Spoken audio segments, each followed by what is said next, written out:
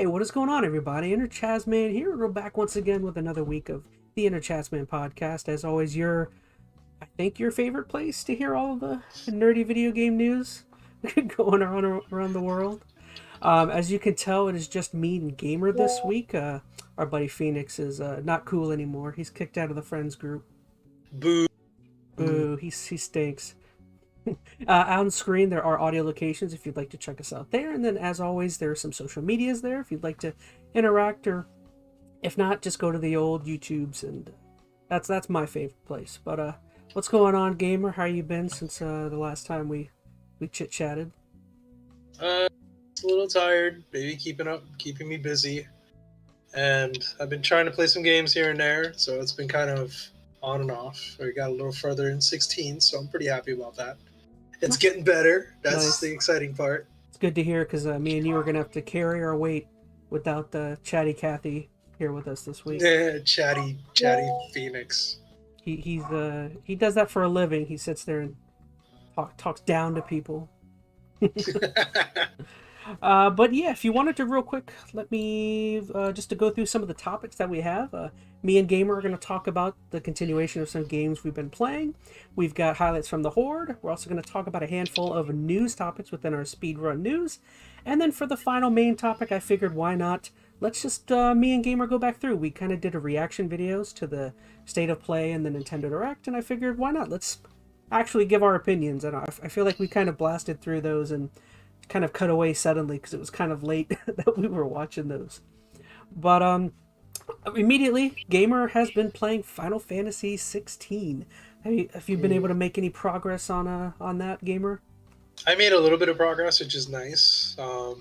Let's just say that it's really hard playing a controller when you have an 8-month-old on your hands. No, fair enough. Yeah, so I've been playing and it's been very good. I'm changing my rating. So I think I kind of shot really low last time. You think you said a 6, right? You said you were like a high 6. I cannot. I'm now it's jumped to about an 8, easily, hands down, like absolutely. For this, the game is still as simple as it is. Like it's super fun. It's been absolutely just like I want to watch more. I want to play more. It's crazy hearing that you have a similar opinion as me, whereas like you're saying you really enjoyed it, because again, when I was telling you guys about it before, like in my head, it sounds like the game has all these problems and there's so many issues, but then why is it my game of the year so far? Like why do you like it? Yeah, like, it makes no sense. It's so good.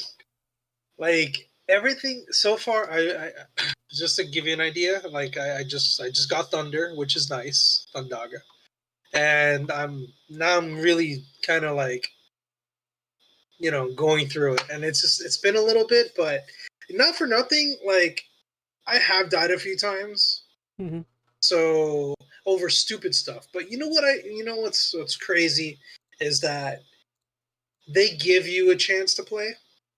They want you to go through the story. Oh yeah. It's not like Elden Ring. Like it's not like, hey, here's a game that's gonna make you die a million times. Oh, by the way, if you don't have any, anything on you, that's on you. You did that to yourself. Like this one is like, yeah, here's you can buy whatever you want. Have they kind of limit you to what you can hold, which is actually kind of nice. You don't go out buying 99 potions. You don't need to. You find so many potions and stuff that'll heal you just by advancing through areas of the map. It's crazy. Yeah. It's like they know already that you're gonna need them, and the more they pop up, the more you're gonna need them, because these fights are not. I'm not gonna say they're hard, but they're not easy either. Like you have to think, and yes, these talismans that you do have do kind of make things a little easier, but not really. Because it's kind of like you still have to think on your toes. You still have to be fast. You cannot just smash buttons and expect a result, because you gotta, watch the enemy do their thing. They have certain moves that they do. They have certain the move sets and whatever, what have you. So it's gotten so much better, and the dog is awesome. I love the dog. Torgal, yeah, Torgal's he's a good Torgal. boy. Torgal's great. He's a good boy, Mm-hmm. and you can pet him. You can interact Yeah. with him. I love that. That's like my favorite thing. I try to give him as much love as I could. Like again, like you play as one person, but it's been fantastic. I like the fact you don't have to worry about anybody else. You just worry about you and just go through the story. It's so refreshing. It really is. It's not convoluted. Like when I play Final Fantasy VII, that's convoluted. Like now I'm thinking back on it. I have to finish it anyway, but yo, it's like compared to this, yeah, it is. It's a lot easier, sure. To be fair, it's just more fun. I guess to be fair though to other Final Fantasy games, Final Fantasy VII has so much more going on that I think the older Final Fantasy games have more that's entertaining surrounding the narrative. So I guess in a way it allows itself to where it can be convoluted and for you to still have fun. I think the problem with this game is if it wasn't such a good narrative and such a good story, this game would flop because there isn't much going on outside of that. You know what I mean? And they don't keep throwing things at you either, which is kind of nice. Like, yeah, you have a couple of side quests, but you know what? It doesn't deter you away from what you have to do. It's like, hey, here's a couple that you can do. They're a bunch of fetch quests. Oh yeah, they're just fetch quests, but it's needed because you need to gain experience anyway. So it's a way to gain experience and get to know the town, get to know the area, get to know the people. Not for nothing, it's the game, like, it really hits, like, a lot of really hard topics. And it's like, you feel bad. Like, it's a really sad story. It really is. Mm-hmm. Like, it's so... I shouldn't say depressing is not the word. It's more like you feel bad for the people. Oh, it's a totally. I guess in a way it's realistic. It's like a more realistic way of looking at how governments and how society would react to people that were like godlike. How they would like fit into society as a whole. Whereas, like, totally. People put them on a pedestal, and politicians and countries are you trying to use them to further take over, other regions, and it's. But it's not only that; it's like how they treat their own people and how the people treat themselves, Mm-hmm. and then how much the people rely on governments for certain things, like. The last one that I went through, it's like, oh, where's this person? Where's this person? Oh my God, he's not here. Where is he? We need him. Mm-hmm. Help us. It's like, oh man, like, this is not good. Like, he's not there. What are you going to do? And they all just get slaughtered. Mm-hmm. It's a bloody, like, no joke. It is a bloody game. Like, story-wise, it's bloody as heck. Pretty much you're a fallen prince. At this point, you're a fallen prince looking at the lives of the peasants and seeing how Branded is treated because you were one. I was gonna say, you just brought them up, the Branded. Like, the game even has like a downtrodden class of people that are so negatively affected by these crystals, and these crystals that like are basically the reason everyone has like abilities and powers and stuff. And yep. And like, I guess if you really like compare the elements within the society or the politics within the game, you have a lot of things that kind of reflect American like history and policy. Like a little bit. Like, they have like a form of slavery, again, kind of going back into that. And then they have the whole idea of people depending on the shards and the magic coming from that. It's Yep. very reminiscent of like, like fossil fuels or like Oh resources yeah. of like how long do you depend on this thing that is, running out or may disappear? Like what happens if it disappears? You know what I mean? Hmm. Like I don't know. It's very interesting. I think the Yeah. game It portrays it really well, yeah. and I think what really hit me the hardest was probably like when you're running through I think it's what Orabel or something, or through the farms, Oh yeah. and oh my god, and they need if you talk to everybody in that area, Everyone's racist. they're super against. Yeah. All brand is like, what are you doing there? Maybe not Get back to racist. work. It's Where's your more like master? more classist. It's more like classism. Oh, dude, Yeah. it's evil. And I think what really got me the most is, when you do the quest, oh, where's Chloe? You think it's a freaking dog. Oh, you got to that mission. Yeah. And then you go over and it's Her like slave.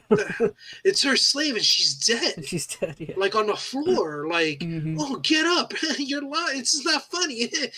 And then it's like, She's oh, like, it's okay. Well, my dad could get my me dad's another gonna one. get me a new one. And yeah. I could just name her Chloe. It's like, are you serious right now? And then another one. Oh, the guy feeding his The dogs? guy was, oh, dude, he was feeding the dogs. Yeah. Oh my gosh. It was like, are you serious? And then the boy is the bait. Mm-hmm. It's a spoiled brat, like a nasty. You want to punch him in the mouth. That's how he is. The dad is the same way. He kind of learns it from. Oh my god! And then at the end he gets a wolf that tears his dad apart. Mm-hmm.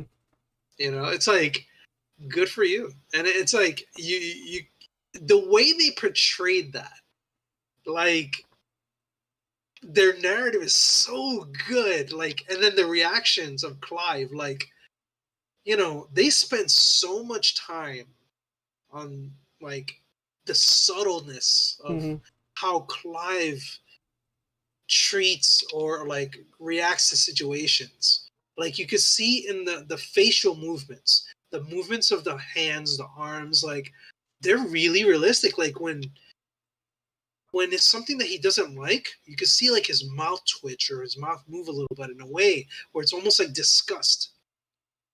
And he can't do anything about it because he's a freaking branded. Yeah.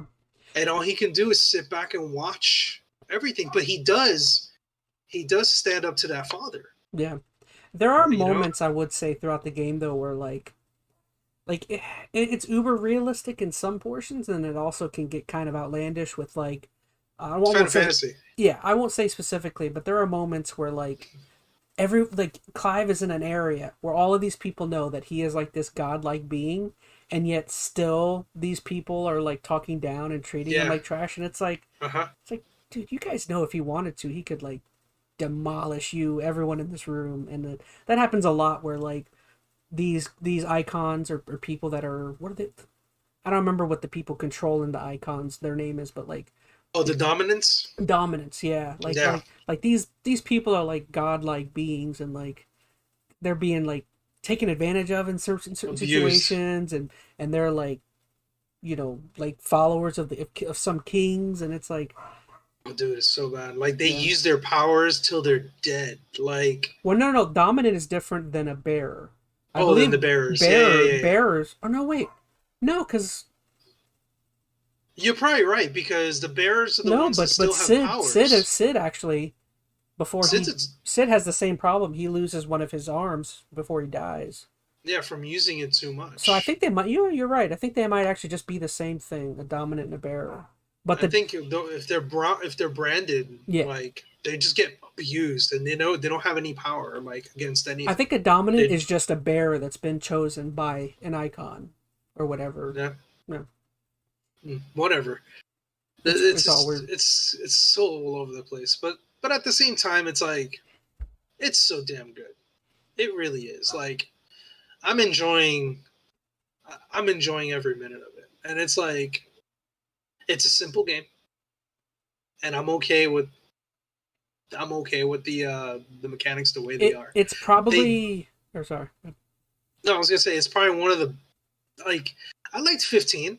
I think 15 was good for what it is. You had, you know, your boy band and you're doing whatever. And this one is like, I'm okay that they took it a step back. Like, they took it really step back. And things that are happening, you're just like, oh man, this is, they really took their time to flesh out the environments. Things that happen, like, you see the results of it. It's dingy and dirty. There's nothing easy about what you're watching. No. Everything is walking. I do. Yeah, sure. You can't like, you know, there's fast traveling everywhere, but it just makes the game quicker. I do like the theming of this game over 15. Like I enjoyed 15, but for some reason it didn't click with me. And then at least for this one, like, I don't know, like I like the seriousness and I like the attitude this game takes towards it being more realistic. Now, does that mean for the next Final Fantasy for 17, would I like this same theming?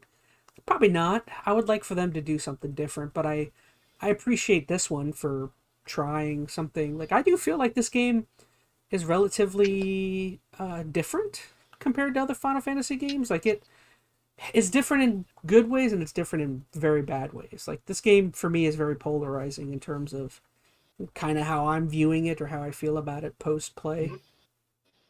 I mean, as I'm playing it now, it's like, yeah, I do miss some of the elements of stuff, but then I don't think about it anymore. Like, I'm just like, let me see what this game has, and that's it. And you know, you take it for face value for what the game has to offer, and it completely changes my attitude towards it. Because yeah, did I want more things? Sure, we can have more mechanics, but you know, there's enough mechanics in it that I think just switching between fire, Thundaga, and ice, not ice, and wind has been quite the adventure. Was it like, Garuda? I think it's Garuda. It's Garuda, yeah. Garuda, Ifrit, and Ramuh. My thing with that is that, like, I accidentally hit things that I'm not supposed to. Oh, it's like, damn it, I didn't want to bring out Ifrit like at a last minute. You know, it's like, damn it, I wasted it. You know, I wanted to wait till the stagger came up. You know, like stuff like that. I just want to say I'm curious by next podcast what you think. How far gone? Because I think from what I remember with my playthrough, I think you're coming up on a section that's very slow. I think. Okay. I'm trying to remember where it's around. There's a section you start dealing with Titan, and around. Ooh, that's going to be interesting. Is that the same mountainous area that you were before? I don't remember. I mean, right now I'm right after like the 5-year mark, so it's like everything happened already, and Titan kind of like wreaks havoc a little bit, and I'm just trying to see like what happened within the 5 years and how come he doesn't know that. So I'm trying to get where you're at. So you haven't faced Titan, but you faced Garuda, and Sid has died. Yeah. And I've already fought, like, I saw him absorb Ultima. I shouldn't say absorb him. He trapped him. I feel like you're right at a part where it starts to slow down. Because the section I'm thinking of, I think, is right before Titan. Which I think is like, if you have those abilities, I don't know. Next episode you have to tell me. But there is a deserty area that comes up where, like, the game drastically slows down. And I'm wondering if that's for a reason. Because I've noticed that a lot of these portions in this game, like, drawn out a little bit.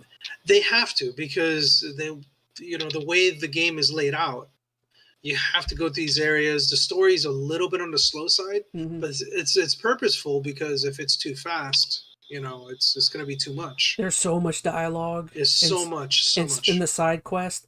If you do all those side quests, man, there's so many where you're just like sitting there. I'm like mashing A, trying to get through. Like they're.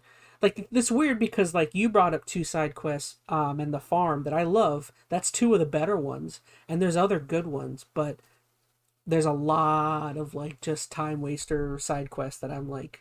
Yeah, I call them fetch quests, because that's what they are.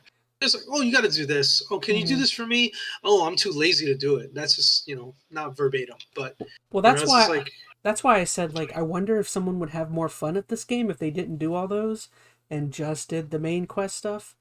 The thing is that what I've run There is good into, stuff, so what yeah. what I've run into one issue, and it's just because I like the fighting portion too, Mm-hmm. but I'm okay doing fetch quests if I'm getting experience from it. Like you get experience and money, which you technically need, but I haven't been buying the expensive stuff. Like I've been just waiting to buy certain things. I've just been loading up on potions and stuff, and every so often, I don't know if you ran into this, but since I had day one, I didn't realize this, but I'm glad I caught it early on. But I had an onion sword. They gave me an onion sword, so the beginning of the game was cake Mm-hmm. because it was already 160 damage from the beginning. Yeah, so I was running through the onion with the onion sword for like the longest, and I just started getting off of the onion sword and started getting the other ones like Invictus. I got that one, Mm-hmm. and I got another one just recently. I think it was the Coral sword. I think that's the newest one that I got. So,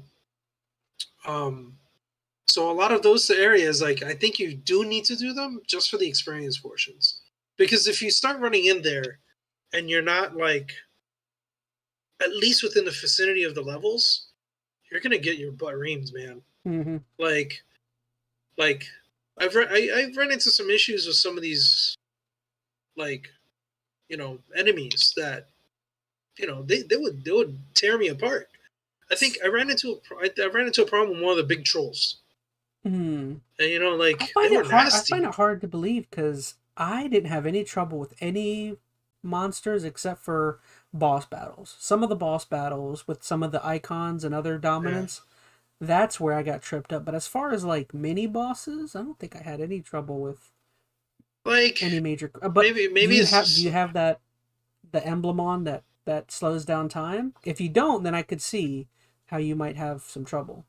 You don't have that one equipped that like before you get hit it slows it down and allows you to. oh no, Oh, so I that's don't have those. not having. I've been using one of them. I took off the one that had the automatic dog because I noticed that one of the other ones already has that same ability, but with more stuff.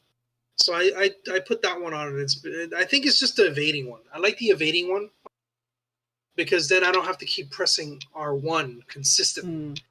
And I'm still pressing R1 consistently for when I'm away from, the enemy while I'm trying to dodge, dodging certain things. So the evading has been very helpful. I think that's what's making your combat probably more difficult because that one necklace makes everything like probably far easier. I'll check it out. I'll see if I can try it out. It's one of the first ones you get in the game. I have it. You must have just never worn it, yeah. No, I didn't wear it because I felt like it would have been too easy for me. And I think that's what it is. It makes everything, a challenge. It makes everything way easier. Yeah, I like the challenge. And I think if you don't wear any of those emblems, then you have more work on your hands. And I think if there was any disservice, it would probably be they give that to you way too early on in the game. It's like one of the first ones you get. Yeah, you get like 5 of them. Like you get them all. Like it's like, hey, wait a minute, what are these? And because you don't have anything already, you might as well just wear one of them. It's like, or wear all 3 of them. Because you don't start off with anything in the beginning of the game. Now I'm noticing that like money makes a big difference if you want like certain things. I don't know about you, man, but I'm usually a big fan of the music in the game.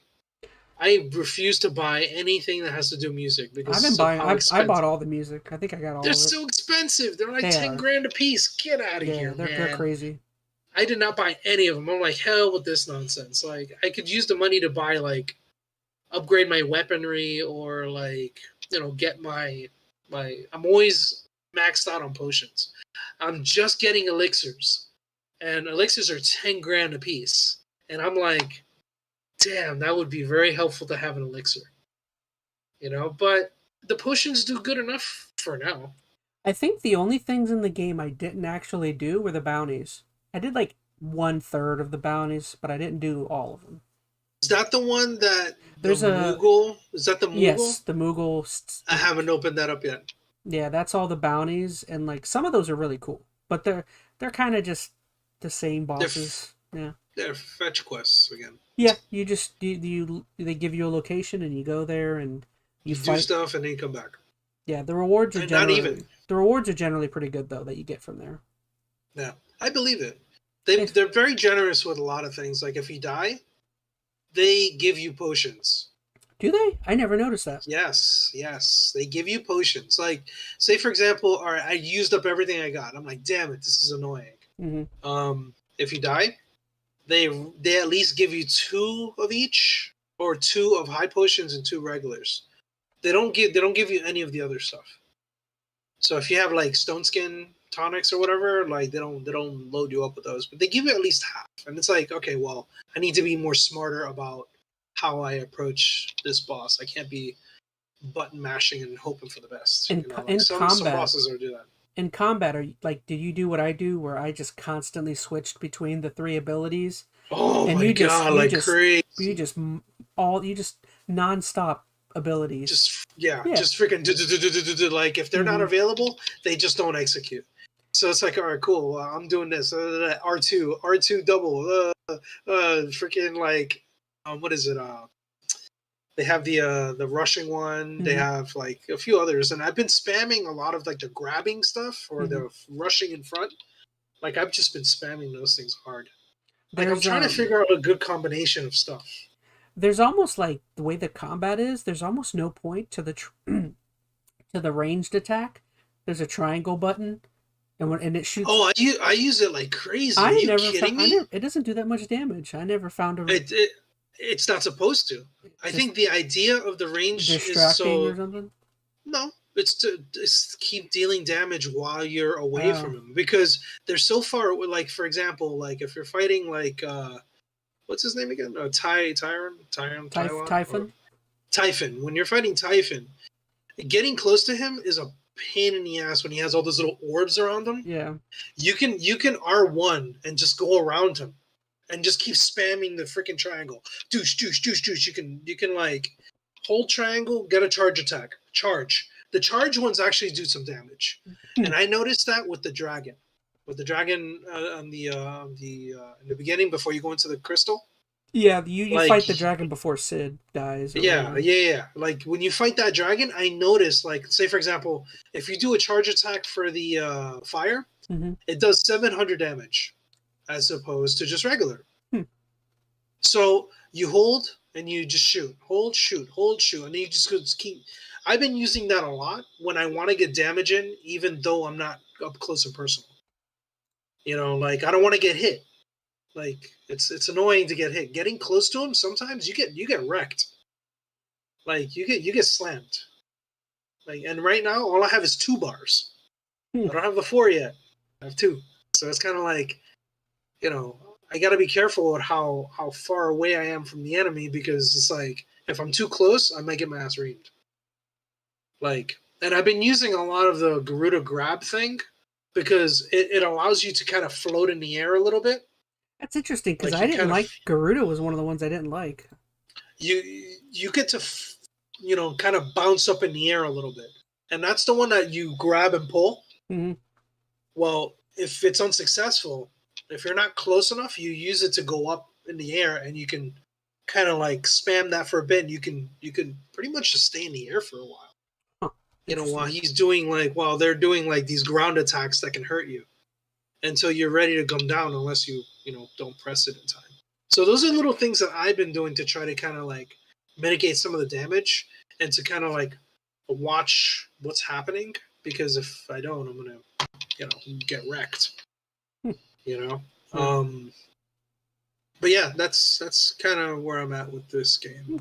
I have a lot to say, and I'm probably gonna have a lot more to say once I get further, because it is good.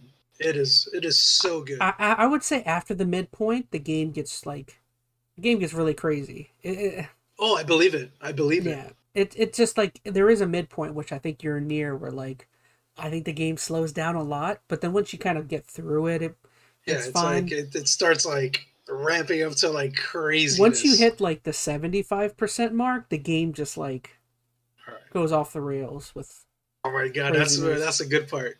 Yeah. And So, then but I've enjoyed it up to this point. I think I'm at like 30 right now, 30 something percent. I'm gonna say. I'm not 100%. It's on in the back somewhere, on sleep, and it's been good. I'm excited. Phoenix, if you're watching, like, I take back a lot of stuff I said before. he's not watching. I know, I don't care. He's playing Marvel Snap. He's probably not sleeping. But anywho, No. but yeah, I take back some of the stuff I said before. I'm absolutely like enjoying it. For an old school Final Fantasy fan, coming from a background of playing Final Fantasies mainline, at least, you know, different capacities. 12 was horrible. Which one's 12? Is that one of the lightning ones? No, that's 13, I think. 13. Lightning's the 12 is the other one. 12 is the one. Yeah, that one's the one with the gambits. Which one has Squall? Oh, that's Final Fantasy 8. 8. Oh, I don't know. I like that one. That one was awesome. That one was so good. A lot of people didn't like it. I don't know. Correct me if I'm wrong. If people do like it, I mean, it's been a cult classic. I'm always terrible with my Final Fantasy. I don't know which one's which. Oh, I'm so good. I love Final Fantasies. That's why I'm taking my time with this one. I'm enjoying every minute of it. It's different. It's taking it back some. Man, I hope this becomes a 9. That's what I'm hoping for. Right now, it's on a solid 8. That's like about 100%. That's about where I was. I'm like, even in my head, I don't know if I want to give it an 8 or a 9. I think after, like, I won't say why, but like, I think in the end I'm sitting at an 8. Like, I really enjoyed it. The game has a lot of flaws, but it's okay. It was fun enough. I think so. I would say, like, honestly, this year for me, I haven't played like there's been a lot of great games, but I haven't played like that one amazing title. Like, I know Zelda was great. I enjoyed it, but we've talked about it. Like, it just wasn't like that game for me. I'm good. Starfield is definitely not like we'll move. Speaking of Starfield, yeah, that's our next thing. Yeah, it's our next thing. Starfield is like so close, but it's not up there for me. I would say Final Fantasy 16 is still my game of the year. I think the one game that could knock it off is probably Spider-Man. I'm very excited for Spider-Man. So, well, I'm even excited for that, and that's I haven't played any of the other ones. Spider-Man and Alan Wake are like my two, plus Super Mario RPG. Oh, I don't know. That's another one. We'll get into that one. They added a bunch of new stuff to that. I can't wait to talk about that. Mm-hmm. But anyway, I'm curious what Wonder, but I don't. Typically, mainline Mario games aren't like. I always love them, but they're not like up there. I don't know. No. Anyway, but yeah, that's my spiel on Final Fantasy 16. I will have more for you later, but I'm enjoying the heck out of it. I'm all for it. I'm all for more Final Fantasy talks. Yeah. Okay, so moving on, as I was talking about Starfield, I'm going to try and be very quick because I would like to bounce my ideas off of Phoenix when he comes back, kind of further talk about this one. I want to hear it. But I feel like my opinions on this title are still kind of similar to his to an extent. Covenant. I'm like, it's okay. it's okay. Like, I would say so far my feeling is like a 6 or a 7. Like, it's unfortunately like, and I hate to say it, I might lean more towards a 6 at this point. The game is like, it's weird because me and Phoenix were talking about it the other day. We were talking about aspects of it that we liked, and then I brought up the question to him. I said, "Would you say you're having fun with this game?" And Phoenix sat there, and he was like, he was quiet. That's a good question. Like, there are moments of the game that I enjoy, and there are like definitely aspects I like, but I don't know if I'd say any time I've spent with it I could say I've like really had fun. The thing is it's like it's very like that collector's mindset. Are you like a completionist? If you're that kind of person where when you start a game, you immediately want to knock everything out. I can totally see how this game, like you land on planets and there are like 7 points, like the entire planet, or the not entire planets. You get like a designated section, but like you get to go you get to go almost anywhere. There's a bunch of different things, but the problem is I mentioned it to Phoenix, is like I think he mentioned that the game is procedurally generated, It's so empty. it's very empty. Like when you get to some places, it's like there are like the game has great moments. There's one moment on a planet where I land and I start going to this one point I see, and as I'm getting there, the planet starts to shake, and there's things Okay. happening, loud noises, and like you think that there's something that could be there, or there's something that's happening, and It's just a tremor. you travel all the way there, and there's just a thing you scan, and it says, this site is seeing tremors, or this site is seeing some sort of planetary function, and you're like, oh, That's so lame. yeah, and Like then you expect like a creature to be like doing something to the planet or mhm. something like really messed up that you want to like destroy because of whatever reason.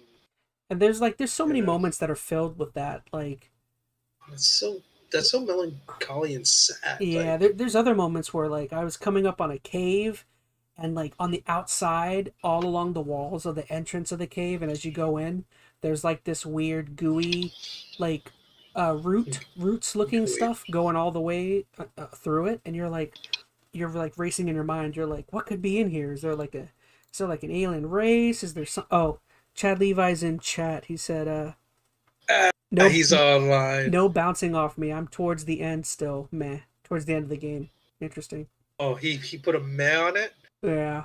Oh no. Uh, Oh man, I can't wait to hear what he has to say. yeah. But I'll try to play a little bit of it just to get it out of the way. Oh my god. it's like you said though. You said like the game is like you said melancholy in terms of Yeah, like it what sounds not fun. what you're getting out of it. It like It's again I like was do you feel like the amount of time you're putting towards it, you're not getting this game is a you're not huge getting that. it's a huge time waster if you're somebody who's a completionist. There are other Yeah. games where by going off the beaten path and by exploring a game, in my opinion, like Skyrim, made by the same Reward company, you. where you're rewarded for going off the beaten path and doing small things. This game And is not. even if you don't get rewarded, you get like a really cool like storyline that branches off of something like that. Mhm. You know, like so you're telling me this one doesn't have that? Like, No, no, there's none of that at all. ouch. I will say, seeing as how Phoenix is in chat, I am starting to understand that like the real fun. Chad Levi in chat says you can't just play a little. Game doesn't even get good till 15 hours in. But that sucks. Like, in my opinion, if you pay for a game and you're just like, it takes like 20 hours for it to get good, it's like that kind And of then even sucks. then, good is subjective, he says. Oh, But jeez.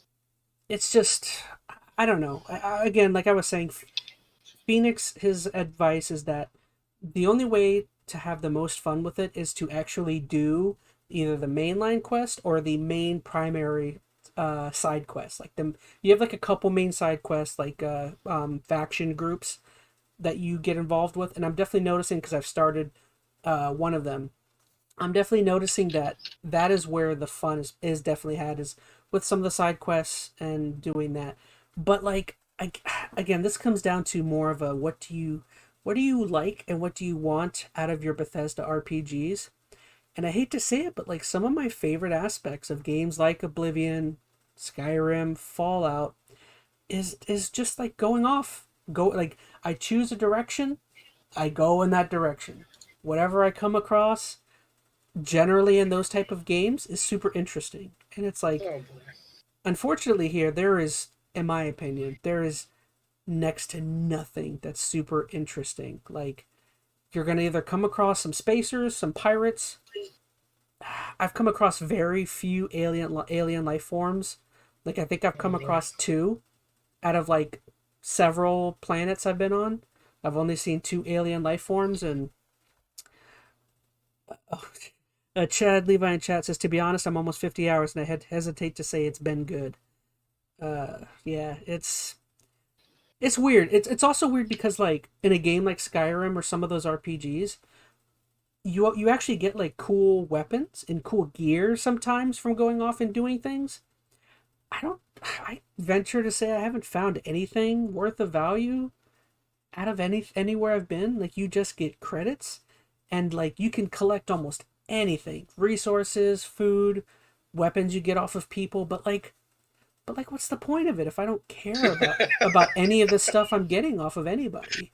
Like there's no like incentive to have anything like at all. Well, it's like Oh my gosh. it's like with certain side quests in a game like Skyrim, I can remember when you do some of those side quests or some of those, task oriented things, like you would all the time be gifted like some weapon or some really cool stuff that you pull off of something like I don't know, you know what I mean? Like there's always some kind of gear you get, and I don't think I think the part of the problem is like I think Phoenix mentioned it while we were talking, but this game goes the realism route.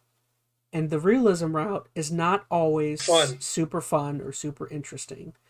You don't go into a space game for, realistic space travel. Yeah. Yeah. Unfortunately, imagine a game just like you have to pay for a ticket to go into the space, and then you have to wait like 3 days in order to get to it. You got to get the money first, then you have to have a passport to go into space. Mm-hmm. Then you got to go. Yeah, like that. No, I see where you're getting. It's like, is it super realistic that if I went on some planet thousands of light years away and I landed on it, is it realistic that if I went into a cave there would be nothing? Yeah. Yeah. Go into the moon, go into a crater, and it's just the darkness. Yeah, that's realistic. Is that fun? Is that entertaining? No. You know what I mean? Like, I don't know. Like this game is full of stuff like that where it's like you get to a place and you're like there's plenty of times when I've come across deserted facilities, like deserted scientific facilities or deserted there's all sorts of things that are everywhere. And like you'll get there and like the place has been ransacked, all the people are killed, and you're like, geez, what has happened here? And then you look around and there's nobody, and you're like, okay. So it's you find out, you want to know what it is, but there's a loophole, like there's nothing there. Yeah, and then there's like you'll get there, everyone's killed, and you're like, geez, this is awesome. What happened here? I want to find out. You go through the whole place, you find a computer that tells you what happened, and you're like, oh, and it's so like, okay, it's so lame. That's what happened.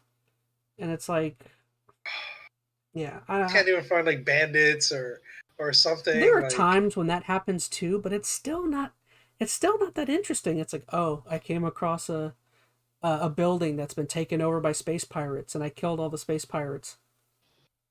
Okay. You know what I mean? It's still even the moments where like there is something there. It's not that Chad good. Levi says Elon has to sign your passport before you could go to Mars. You have to actually meet up with him. Yeah, here's a mission for you. That's gonna happen, I'm sure. Oh my gosh. I'm sure. You guys are not selling me on this game like at all. Like again, like it's weird because what the game is bringing to the table, in my opinion, in terms of entertainment, is like once you kind of get into the flow of how exploration and what you're doing, once you kind of get into the flow, like you kind of understand it, and you're like, some of the combat is fun.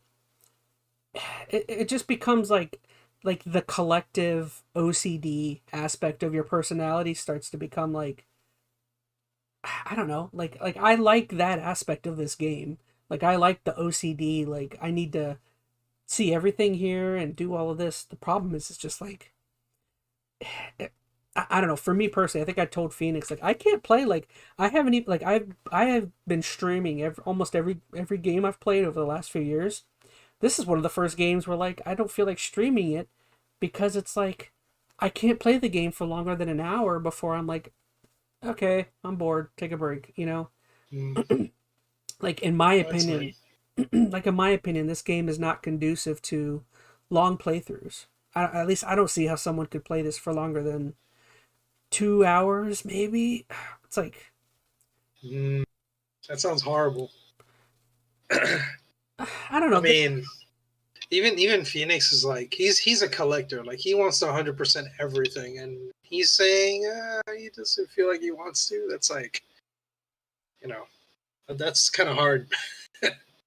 That's difficult. And then I'm like even curious. I'd like to look it up, but like, there's a couple planets I've gone to that I've already been that I think because the game is procedurally generated, I think it kind of like even resets your progress to certain places where you've been. I don't know for sure. So then it becomes the idea of like, I don't know for sure about this, but it becomes the idea of like, if it's resetting some of the places I've been, what the heck is the point of me going through all this exploration if when I go back, I just have to do all of that again? It's like, again, I don't know that for sure. I feel like I went to a planet I went to that I'm like more than once. Like yeah, you've returned to a planet that like seems the same, but it's no. I have been there, and there's been other places that have popped up, and I'm like, I could have sworn I 100%ed this place. Like, I don't know. I don't know for sure about that. I'd have to look it up, but. And that's another thing, is someone brought it up during a podcast I watched, is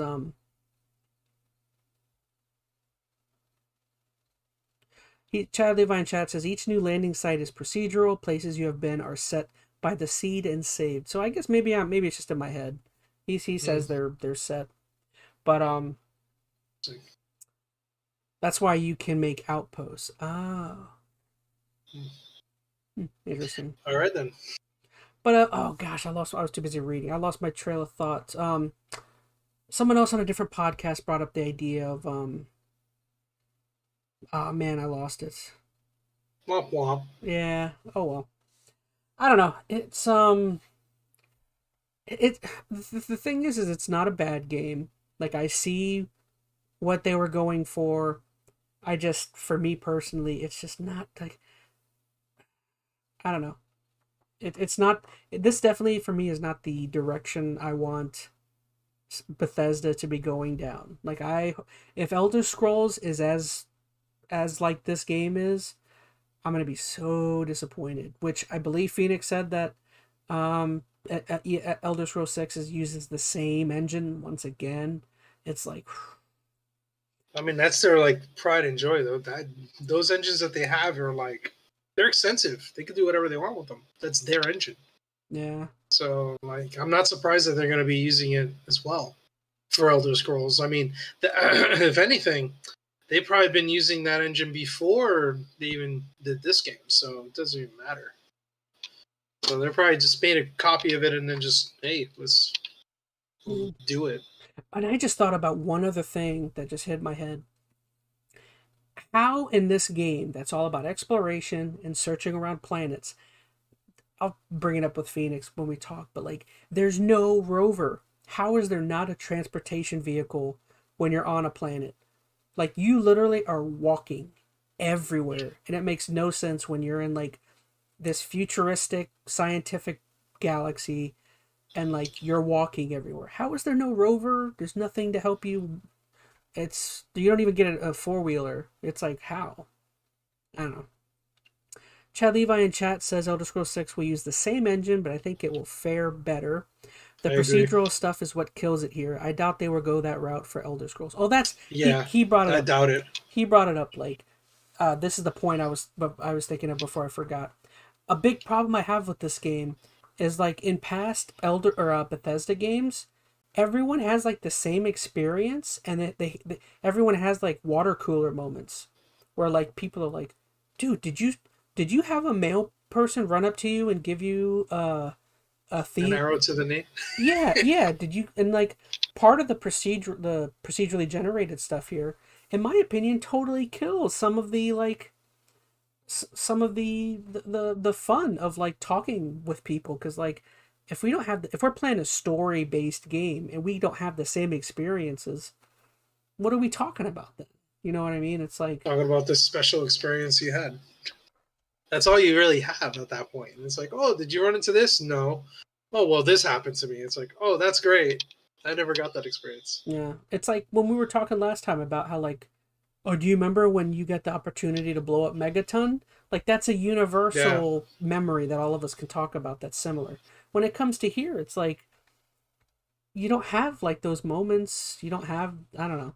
I feel like I'm talking in a circle, but like again, it's a good game. It's not bad.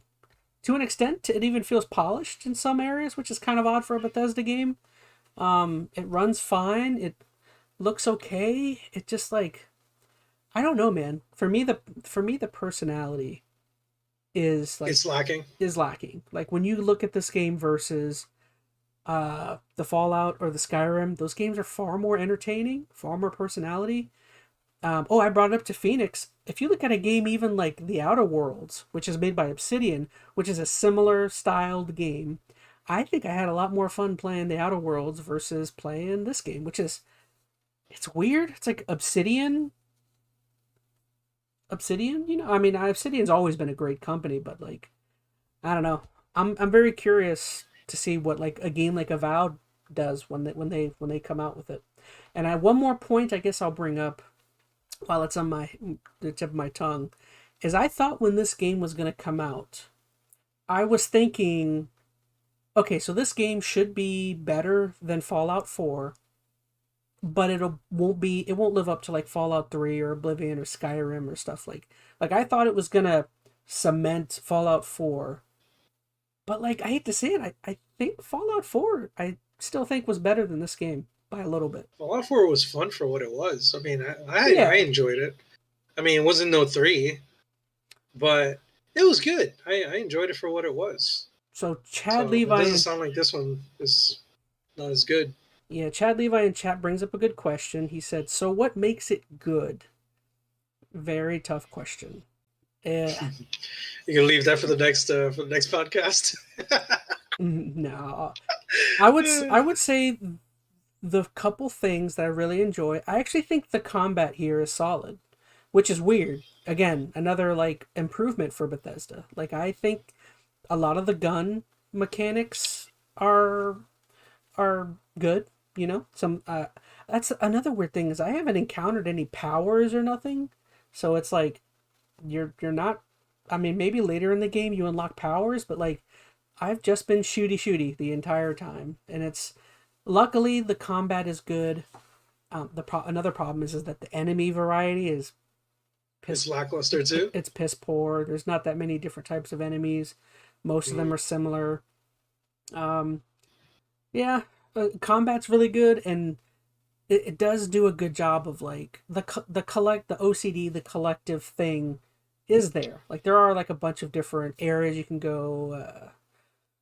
I don't know I hate to say it. Those are the two things I could think of that I took away. I like the combat, and I like the collective, the completionist aspect of it. Um, I, it's hard to say because like the ship travel, there's not much to it, so I can't really say that's an aspect I really like. Um, again, the game is more realistic, so a lot of the dialogue and a lot of the interacting you have with characters is totally boring. Whereas like with Skyrim or Oblivion or Fallout, your interactions with people were always wacky and like entertaining.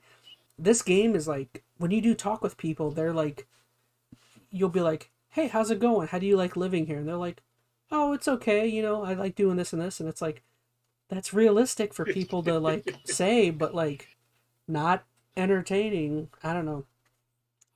I'm still early. I'm maybe a little more than 15 hours in, so we'll see if I actually get to tackle some side quests. We'll see if my thoughts improve. Chad Levi in chat says, I've enjoyed Fallout 4 more than Starfield, which is where I sat at. He says, I think the combat is serviceable, not quite good. So he's a little more negative on the combat. I think the combat is good. It's not anything crazy.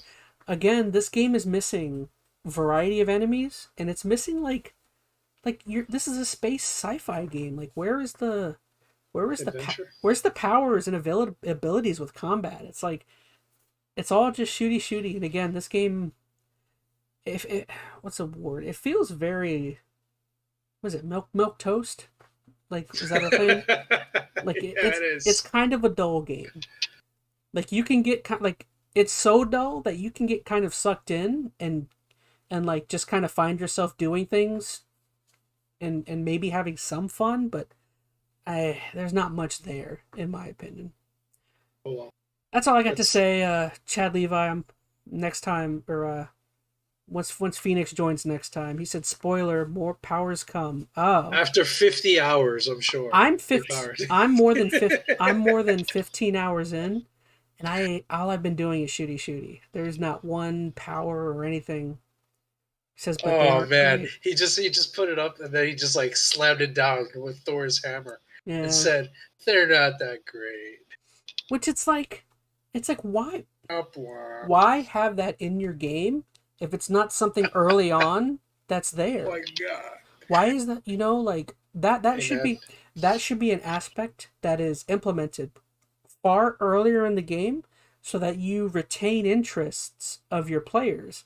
Like, why are you getting powers 20 hours into the game? Like, This is Microsoft's like, baby this year and yeah.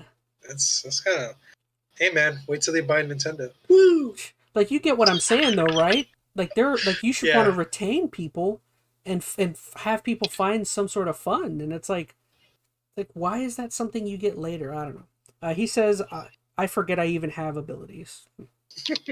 Sheesh. Yeah, that's pretty sad. All right, so that's all I got to say. We'll see if Phoenix joins next time. I, I'll throw in a few hours and see if I can get somewhere with it. I'll be honest. I'll be honest. The way me and Phoenix have been talking about this game, I don't see why you would be interested at all I mean, in I playing it.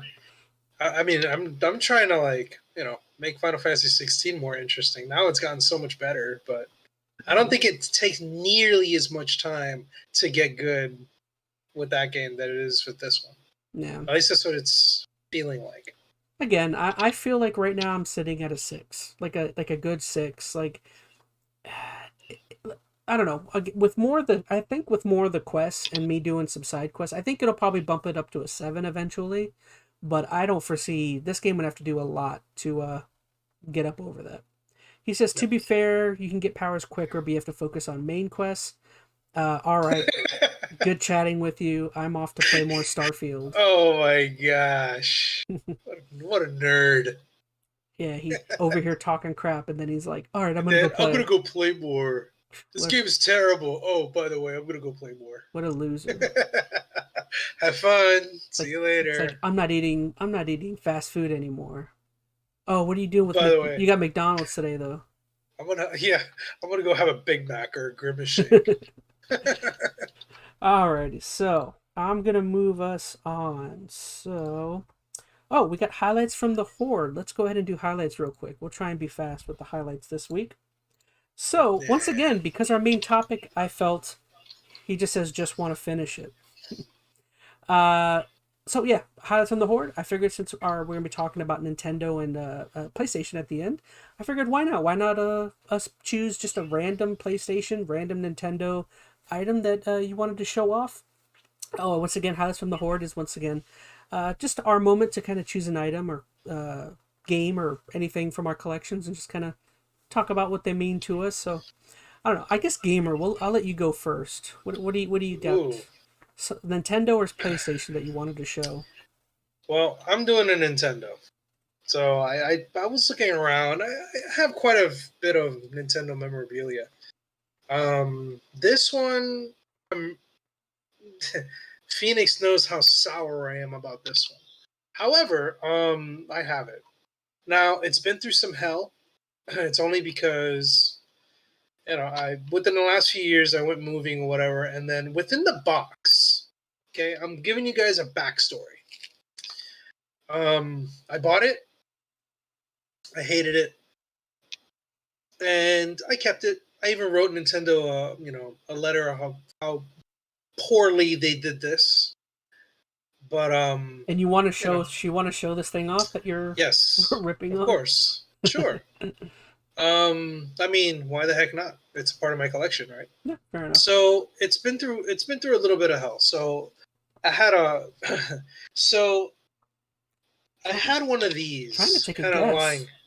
kind of lying around in my box, Power up and energy drink. so it has stuff in it. It popped. Okay. Oh. So this was in my. So I was in the middle of. I had my stuff in boxes for about 2 years after I moved out of my first home into my mom's house, and they were all in boxes for quite some time. This was in the box with it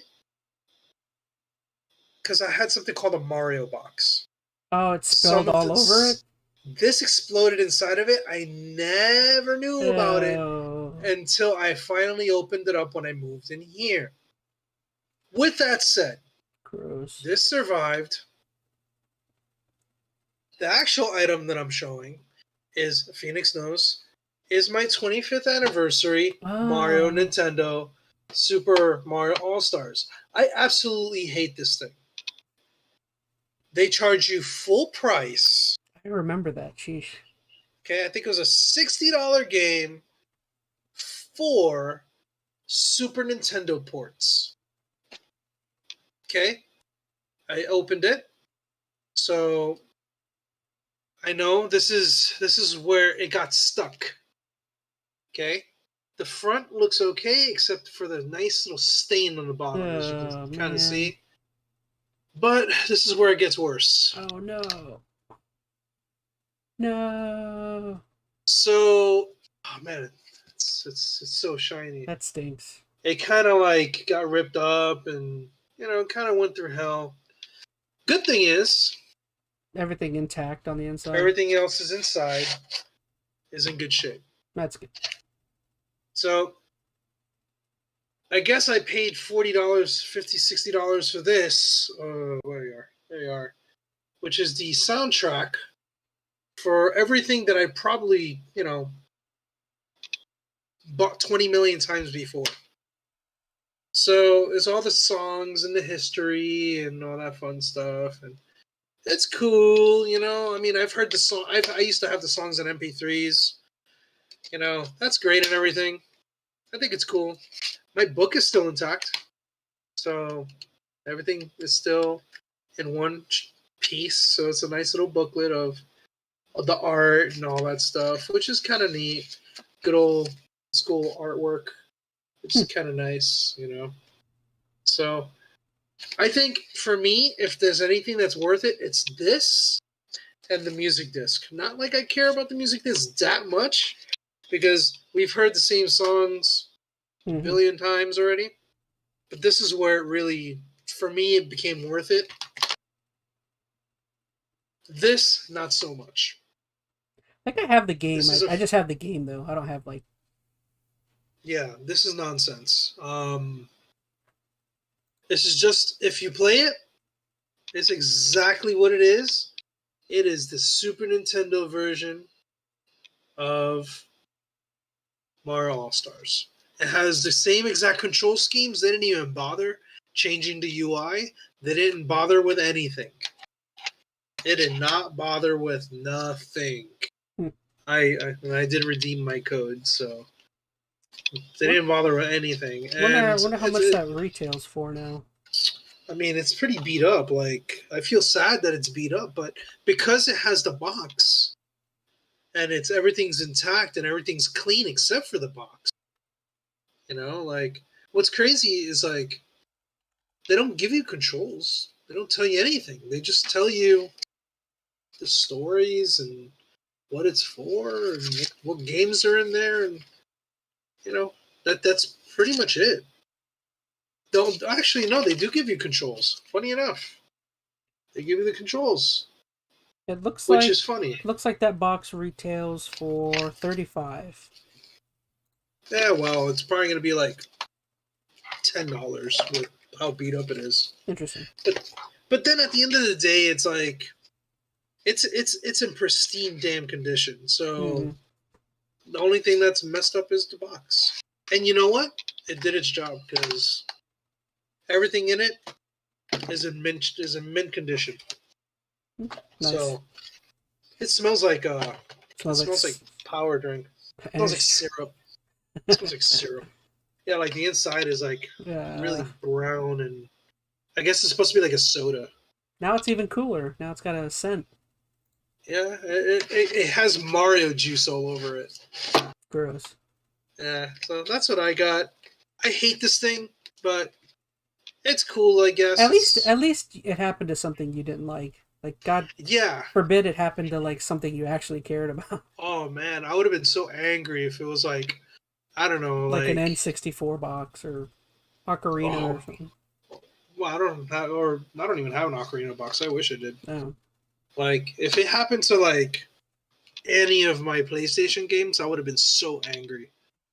Because I have like, I search high and low for PlayStation games, and if I ever run into a Monster Rancher, man, oh my god, Monster Rancher. I want Monster Rancher 1 and 2. Those things have a special place in my heart. PS1 games, right? PS1. They have a special place in my heart, and I'll play the hell. They're like $100 games now. Dude, I don't know if I would pay $100, but they're totally worth it. I mean, I'd play them. Anyway, that's what I got. Okay. So, moving on to me. So, I picked something that I'm kind of surprised I've never shown off. It's one of my favorite Sony-related items that I have. But, here we go. I'll probably switch over to the...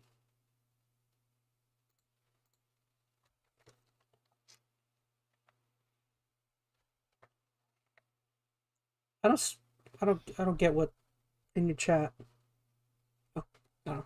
All right, so here we go, real quick. Ba-ba. Oh, that's pretty. I remember those things. Yeah, my PS1 Slim with the monitor. The attachment. I remember.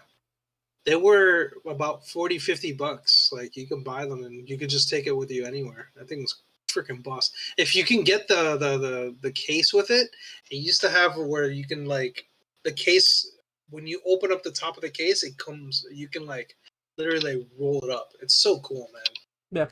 Yeah. One of my favorite consoles, PS1. Got this. I remember when my brother got his first PS1, and so many memories of us playing. I don't know, Rayman, Metal Gear Solid. There's Twisted Metal, all sorts of other Silent Hill, all sorts of games that are great memories. That's so cool. I don't know. I've always loved this thing. It's like cutesy. It's tiny. I don't know. I like the PS1 Slim. And then I never had one. A PlayStation 1 or a Slim? You mean? No, the Slim. I never had a Slim. I always had the boxy version. And my brother gave me his box version, and I modded it like a jerk.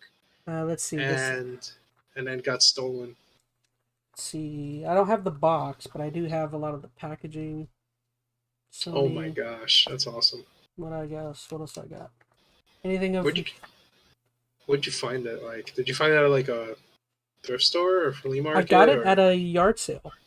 Nice. This guy actually had... That's cool. He had this sitting on a table. It was inside of it? Yeah. Oh, that's killer. He had this, all the cords are in it, everything, but he had it sitting on a table, and he just had the PS1 sitting on the bag, and I think he had a price thing that just said everything here for like, I think it was like $20-$25. Kind of rests inside. Killer. That's a great price. Yeah. And I don't know, it's something I jumped on. I was like, hell yeah. It may have been higher, maybe been $30, which still for me was like, okay. That's still awesome.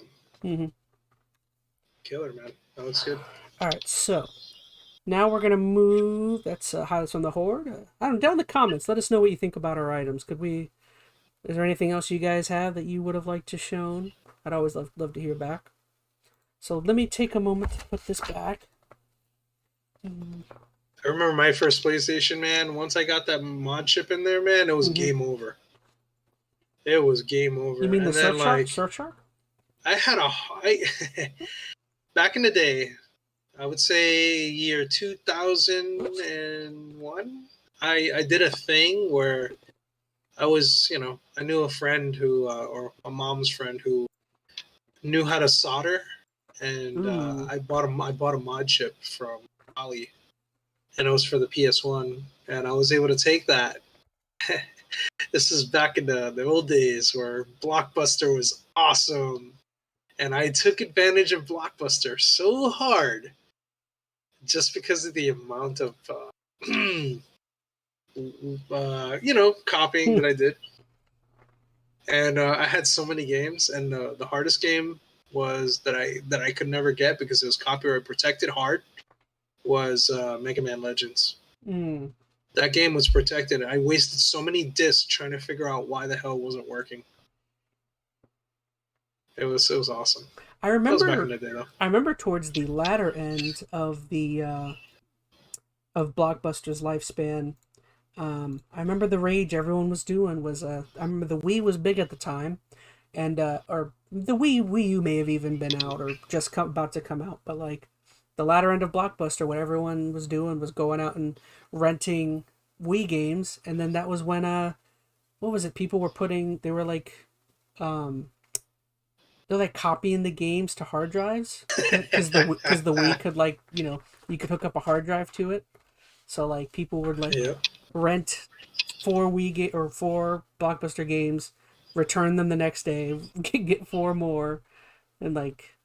Dude, that made them a lot of money then. I'm sure it did. Yeah, I had to because it's like normal people wouldn't do that. Only nerds like me would do some nonsense like that. Mm-hmm. I remember my uncle. I mean, I benefited from it later on. I think Phoenix did that. Phoenix was all about that. Nice. Okay, so again, we're moving on to our speedrun news. This is kind of our opportunity within 15 minutes to kind of blast through. I forgot to edit the timer, should have done that. Just our moment to kind of blast through all the news, all the major things that are kind of going on right now. So let's see. I'm going to hit the timer. 3 and 2 and 1. Here we go.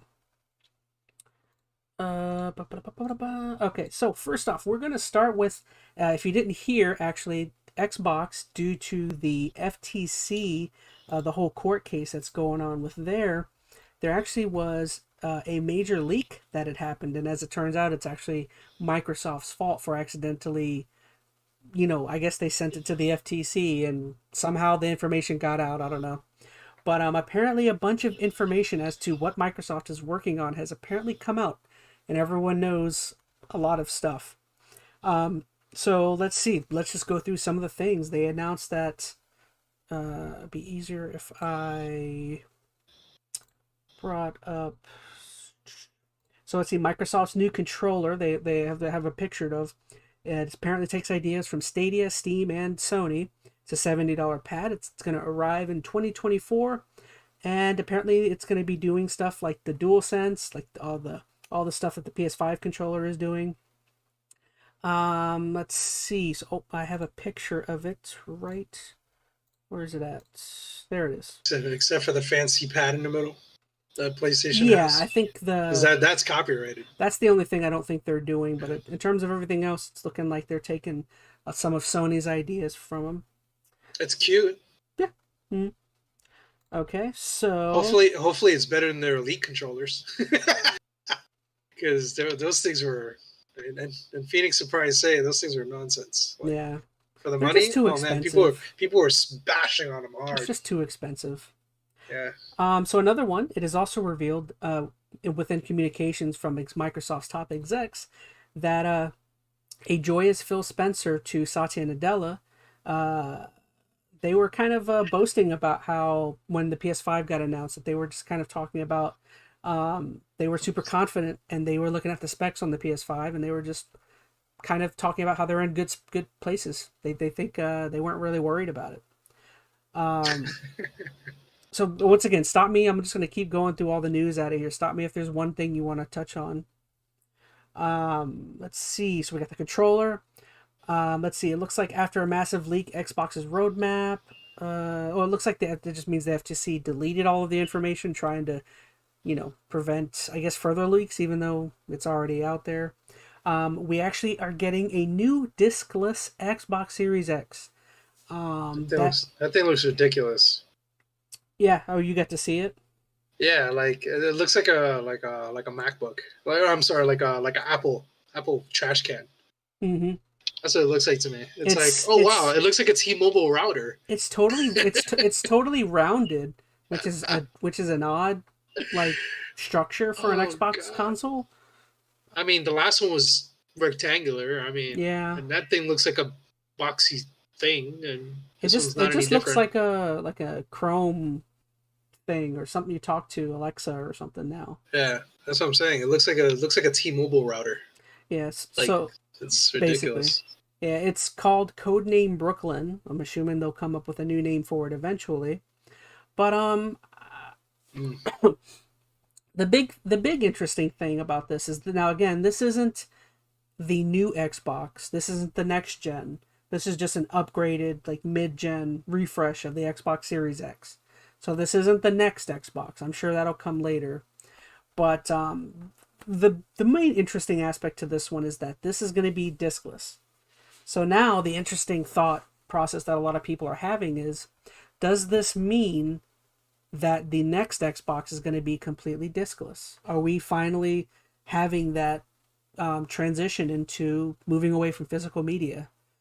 Well, they're having that hybrid thing apparently. So, I mean, I don't know. Having it diskless like that, I mean, that's what they wanted originally, if I'm not mistaken. So they're finally going through with it. But we've all known that physical media is on the way out. It's all digital. So I just think people are like, is this the moment Xbox does it? I think it might be. We'll have to wait and see what that Xbox after this one. Yeah. I mean, the most powerful Xbox ever. They say that every time. Well, it technically is, but how much more powerful is always the question. Okay, another aspect. Spencer wrote that Nintendo is the prime asset for us in gaming, and that getting Nintendo would be a career moment, and I also believe a good moment for both companies. Yeah, no duh. Everyone. Yeah, whatever. Getting Nintendo is a career moment for anybody within there. Yeah, right. You know, it's not gonna freaking happen. Like, no. We were talking before, but Nintendo, Japan's too proud for them to. They have so much. That's like Japan's pride and joy. Are you kidding me? Like, that's like, you might as well just like give up the entire country at this point. Like, just let them get invaded. They're just like, whatever. Yeah, we don't care now. Whatever. Yeah, like take our women, take our booze, and our food. By the way, take our jobs. You know, like, no, this is not going to happen. Those people have so much money in the bank right now. Like they don't need anybody to acquire them. As a matter of fact, they wouldn't mind acquiring Microsoft. Yeah, you're saying that Japan would commit like seppuku if they were to lose Nintendo. Dude, are you kidding me? Holy crap! It's like, yeah, right. That's not going to happen. Yeah. Okay. And just one more aspect of this that I think is interesting. Apparently, there was a boatload of information released about games coming out within the next few years, and also within like the last year or two. So that's why I didn't want to bring up any games specifically, because apparently the news with terms of the games could be years old at this point. So I don't know. A lot of it's just like not definitive. So I didn't want to bring up anything. The only thing I do believe is definitive at this point is it's basically, I think there was something in the memo about how like Elder Scrolls 6 is definitely not coming to PlayStation. That's the only thing, which that's not new. Oh, no. You can buy that anywhere. Yeah. Like, they have Elder Scrolls 6 for the PC. Like, you can buy it on Steam. And I wouldn't be surprised if there's, updates to them already because of the mods. Mm-hmm. I wouldn't be surprised. Elder Scrolls 6 alone is already a fantastic... I'm sorry. Elder Scrolls Oblivion's fantastic. Like, Oblivion and Skyrim are like all-time great. Yeah. All-time great games to me. You could pick up that game and you can be like lost for like months. Mm-hmm. So if they're not bringing it to PlayStation, oh no, too bad. Yeah, I think your timer stopped. It's just because I moved off the window. It does it. Walk, walk. I have to figure out how to keep it up there. But okay, so moving on to the next one. Again, I'll be super brief with this one, but this one's super interesting. If you don't know, Unity, basically the game engine that is widely popular. Would you say this and Epic? What is the other one? Unreal. Those are the two biggest. game engines that are most popular. Yep. So apparently they had a thing where they announced that starting January 1st, 2024, all games that use the Unity engine will be charged 20 cents for each game installation once it hits a threshold of 200,000 downloads and $200,000 in revenue.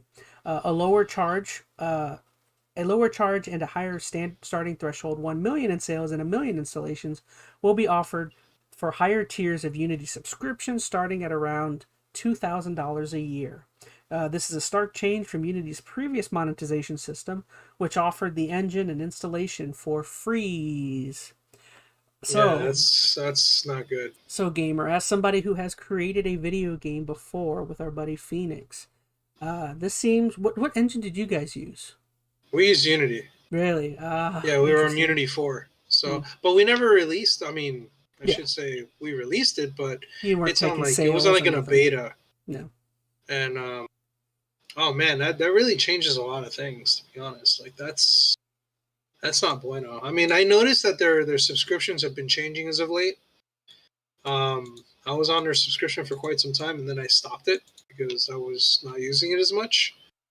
But gosh, that hurts. There are people who have like games out there like more than one. Like for each game, that could rack up really quick. Well, the disappointing thing is like you're basically punishing. Punishing your people. You're punishing game developers for the success of their game.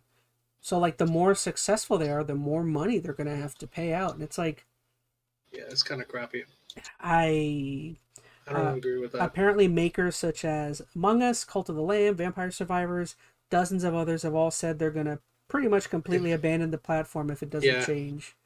I don't blame them, to be honest, because the whole idea of Unity is that it's an engine you can use. It's like the people's engine, like indie developers can use it to create all kinds of stuff. Like we've played some fantastic games on Unity, amazing games, and to see this happen, it's like, wow, you guys got too big for yourselves that you need more money now. And it's like that kind of sucks. Like their subscriptions weren't cheap already. So, you already pay per month for a subscription per seat. So, and then don't even get me started with Teams, which, you're still paying for the seats. Now you're punishing them when you make a fantastic game and so many people download it and buy it, because you're making so much money, now you have to pay more. And that kind of sucks. That's kind of crappy. It's like it's already bad enough the game industry has been very, very, very wishy-washy as of late, with major game companies like Volition going down, and it's just the gaming industry is really in a really strange place right now. That business in general is in a very strange place right now. It is, and it's very sour, in my opinion. And see this, an engine that I've been using for so many years is such a great engine. It's so good. It's gotten so good. Like it's made people who don't know how to really make games make games. It's awesome. Well, they walked it back, I think, the last few days. I saw something about how now Unity is saying, "Oh, all right, we're going to change how we're approaching this." So it's like, well, they have to. They have to. It's like they have to. If no one's going to use your engine, then you're going to lose out. Like it's such a waste. No, it's not good. It's not good. Yeah. Okay. No bueno. So moving us on to the next one. So let's all watch and laugh at Mortal Kombat on the Switch. Oh man, I mean, this has basically been the joke. That's of the best one. That's the best one. Like, oh man, what sucks about that? It's like, at least it's running it, but it just goes to show you how much it's like, how dated the series, or the Switch is. The Switch is, like, It's and I'm not gonna call it a gimmick because the Switch it's a fantastic little system, But man, you know, that is kind of they need to make this next system catch up, and that's gonna and you know what they don't play the catch up game, that Nintendo doesn't play the catch up game. They play the unique system. Oh my god. Yo, did you see Sindel? Dude, Look at Sindel. Oh man, she's awful. That's Bro, funny. this is like PS2 graphics. It looks retro. Yeah, it almost looks like you remember on the PlayStation thingy that they had the oh no, it was a Switch that they had the Tomb Raider remasters. Mm-hmm. That's what it looks like. And coming from a game that's older, coming to a newer system, it's understandable. But a newer game coming to a newer system, and it looks like that. I mean, I'm the kind of guy that I like graphics, but I also prefer, gameplay over graphics any day of the week. Mm-hmm. But that's just ridiculous. No. You might as well not even pull it out for the system at all. I think Ed Boon said something about how they're going to improve it, but I'm like, how? You guys are already pulling it out. Like, get the hell out of here. Yeah. Like, you already showed it. You guys messed up. But okay. Yeah, whatever. Yeah. So moving us on to our second to last topic. Basically, there were all these rumors and theories about why Charles Martinet got pushed out of Nintendo. There were rumors that he got pushed out and that he didn't understand what being a Nintendo ambassador was. Well, guess what? Charles decided to clear the air. He basically came out and explained what his, what his position basically is going to be about being an ambassador. And he was there with Miyamoto. It was very heartfelt. I don't know. He was just like, I'm going to go to events. I'm going to represent Nintendo and still be a part of it. So, kind of quelling people being like, oh, did he get pushed out? Was it on favorable terms? Stuff like that. I think it seems fine to me. Yeah. Like, he's going around and pretty much he's touching people's lives. Pretty much. Mm-hmm. Like, if you've ever been to a Nintendo event, that's gonna be nice to see, the guy who voiced Mario for the last 30 years, like that's kind of neat, Mm-hmm. They have they're gonna use AI anyway, or use all his clips from before for all the new stuff anyway. What if next year Charles Martinet is at MegaCon? Right? That would be awesome. Now he'll get paid just to travel around and I'll throw money. Yeah. I'll throw money at his feet. Man, I got stuff for him to sign. Get out of here. Like, oh man, that line would be ridiculous. Oh man. Sign my chest, Charles. Oh my god. Sign my ass cheek.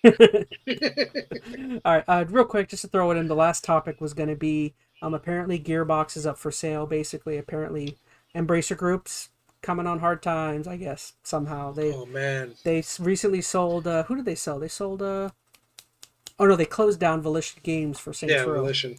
So I don't know. We don't have enough time, but yeah, very disappointing. Looks like Borderlands is going to get swallowed up by somebody eventually. Come on, Microsoft. That's somebody should step in. Well, apparently, according to that article you're reading, I don't know, or past time or whatever, but apparently they're not only selling off them, but they still have a couple of companies under their belt, and that's including Coffee Stain Studios, which is Goat Simulator, THQ Nordic, which is surprising. I thought they were gone already, but I guess not. And then Dark Horse Comics. There's a whole bunch of I didn't even know that. And Limited Run Games, which you guys always buy them. You guys buy stuff from them, you and Phoenix. That definitely makes me want somebody I know to buy them now. Oh boy! I just don't want that's the thing is this is one of those things where I don't want them to be bought out or bought by some other company, but if they do get bought by somebody who's gonna treat it well and it's stuff like limited run games and Borderlands and stuff. I don't know. Not for nothing, but I do hope someone buys Gearbox. I would like to.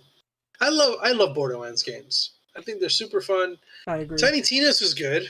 I think it was fine. It's just it wasn't Borderlands 3 or 2. I'm trying to get that feeling from Borderlands 2 again. It doesn't resurface.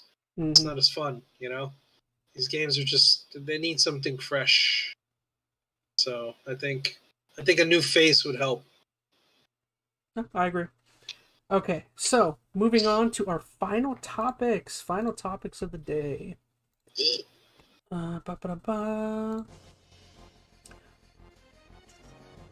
Okay. Oh, speaking of this music,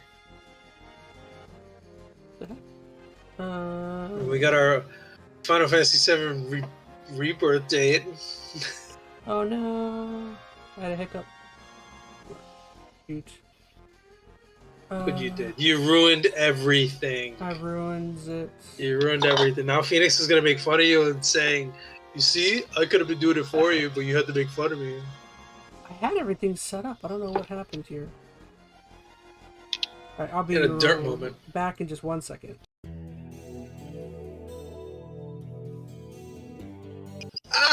This is great.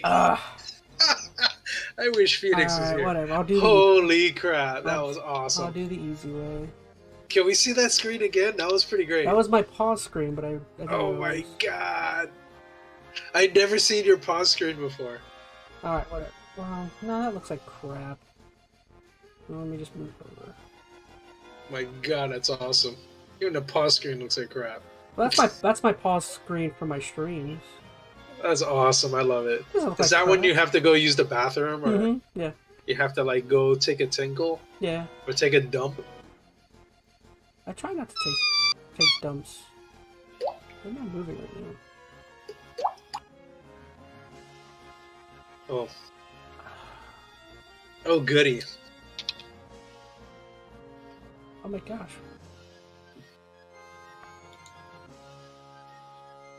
It's just like you've got so many things layered over one another that trying to adjust. Man, that's real weak. You have to man up. Alright, oh well. It's gonna look like Garbo. Well, we already know some of the games, so we have quite a few going on, so not for nothing, but I do get excited for Tales games. So yeah. I do like me some Tales games. Hold on. Let me at least fix that box there is gonna.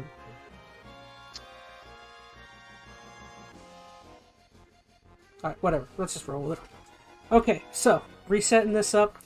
Me and Gamer just the other day we got to do live reactions to the Nintendo State I almost said Nintendo State of Play, the Sony State of Play, and the Nintendo Direct. And we kind of watched the whole events and did reactions, but we didn't really have time to actually delve into any of the things that we saw. So I figured this is our moment. We'll kind of re-go through and just talk about it. What we're excited for, what we didn't like. This is that one game that we were very excited to see. This was called Baby Steps. Yeah. And this is that weird, man-child. Yeah, this guy apparently he's never left his bed, and he gets sucked into a TV show or something. Yeah, so, he gets sucked into what is it? Naked and Afraid. Yeah, pretty much. This game is made by Devolver Digital, so you at least know this game's going to be super humorous. This is one of those that I'm definitely excited for. Looks fun. What about you? Is this one you think you're going to look into playing?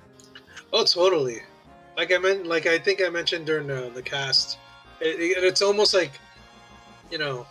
half version of co-op.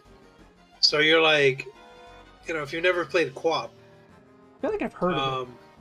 It's pretty much like a running simulator using K, W, O, and P on your keyboard, and Q, W, O, and P, And what it is that you have to move your arms and legs and try to run. It is absolutely ridiculous. That's old school. That's like 2012, or probably earlier than I've that. probably played it. If you showed it to me, I probably remember. So this one's using like the legs and stuff, and of course it has way more like functionality. So I'm sure there's going to be a lot more interesting stuff to this rather than just, running. So it looks interesting. I think it'll be fun. So I look forward to it. Yeah, so moving on, we saw something about roadblocks. Oh, this was another interesting one. We saw a new VR Ghostbusters game. Now, I know this is kind of important because I don't know if you know, but like apparently VR, the new VR for the PlayStation, apparently the install base is like crazy small, and there are not many people that have like really bought into VR and play on the new PlayStation. Well, like I mentioned before, and I think I sent you and Phoenix a picture of it once. I was like, for what, $5.99, which is more expensive than the console itself. Mm-hmm.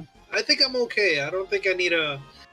I bought the PS4 camera, and I did not use that nonsense for the life of me.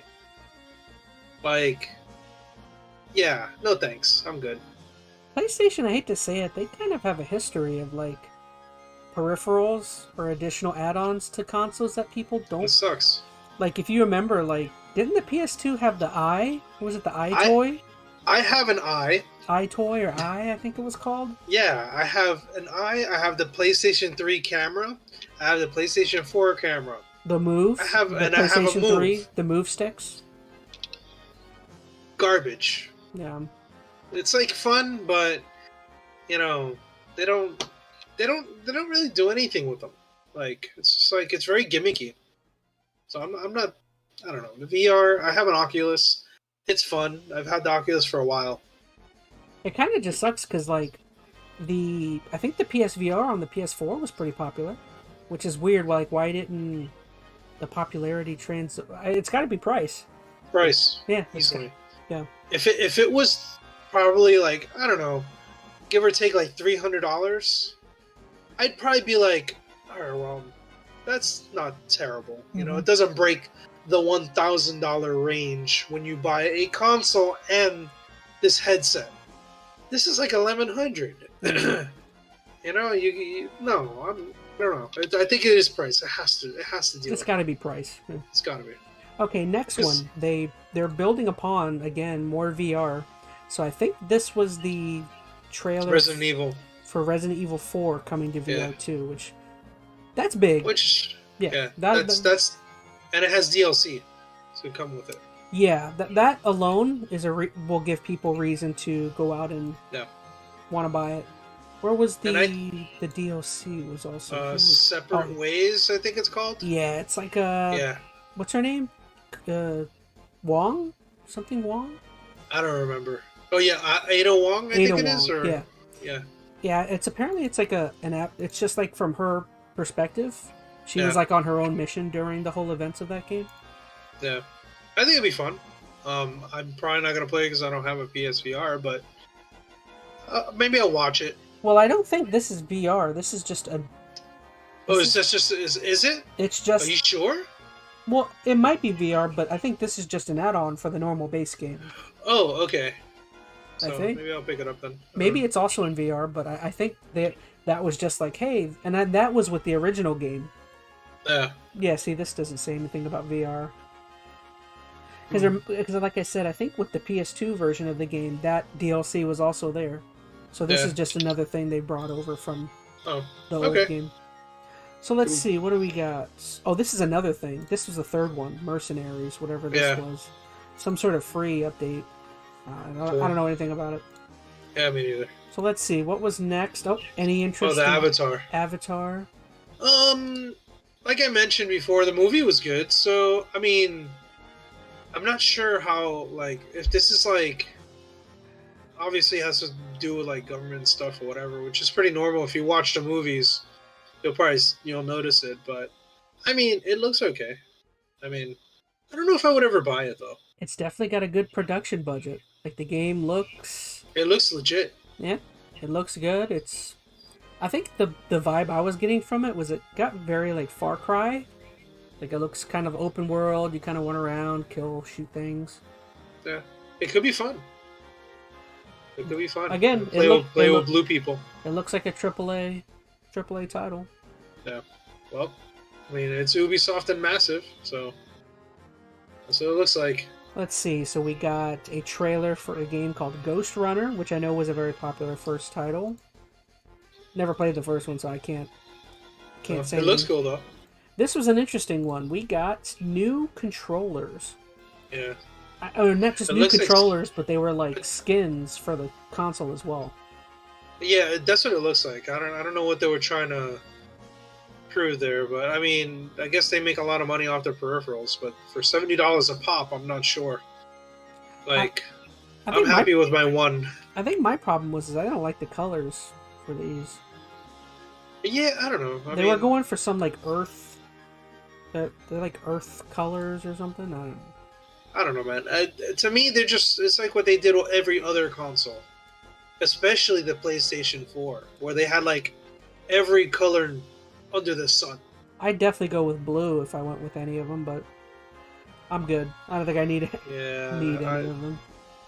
To me, it just seems kind of whatever. Yeah. So what was this one? This was that was the Hellrisers. Helldivers 2. Helldivers, right?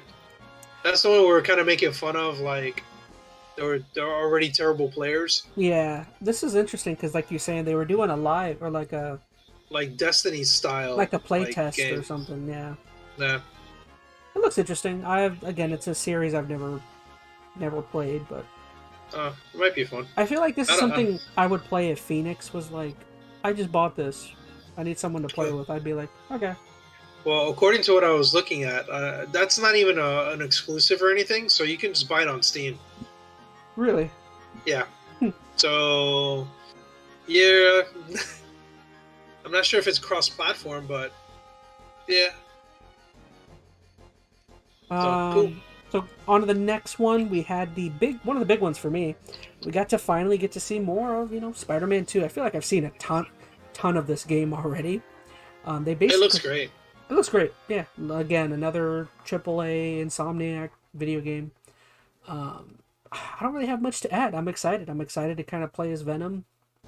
I think where I'm more intrigued is where they go with the narrative and just trying to figure out how they incorporate the symbiote into the story. Like you already know, like if you've played the first, which I still say you should go play the first game if you have time. But it's just kind of interesting, like because they've already announced it's almost like Grand Theft Auto 5, where mid-game you can transition between both Spider-Man.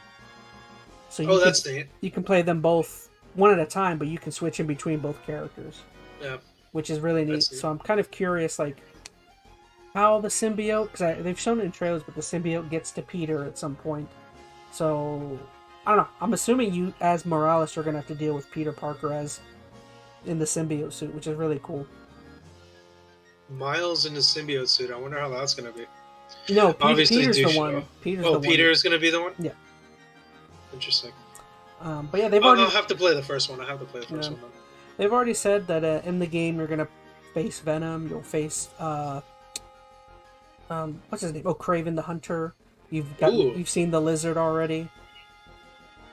Part of the problem is with the previous games, you faced a lot of Spider-Man's biggest villains, so it's like, I wonder if you're going to face any of them again. Yeah. I mean, you can only do it so many times, I guess.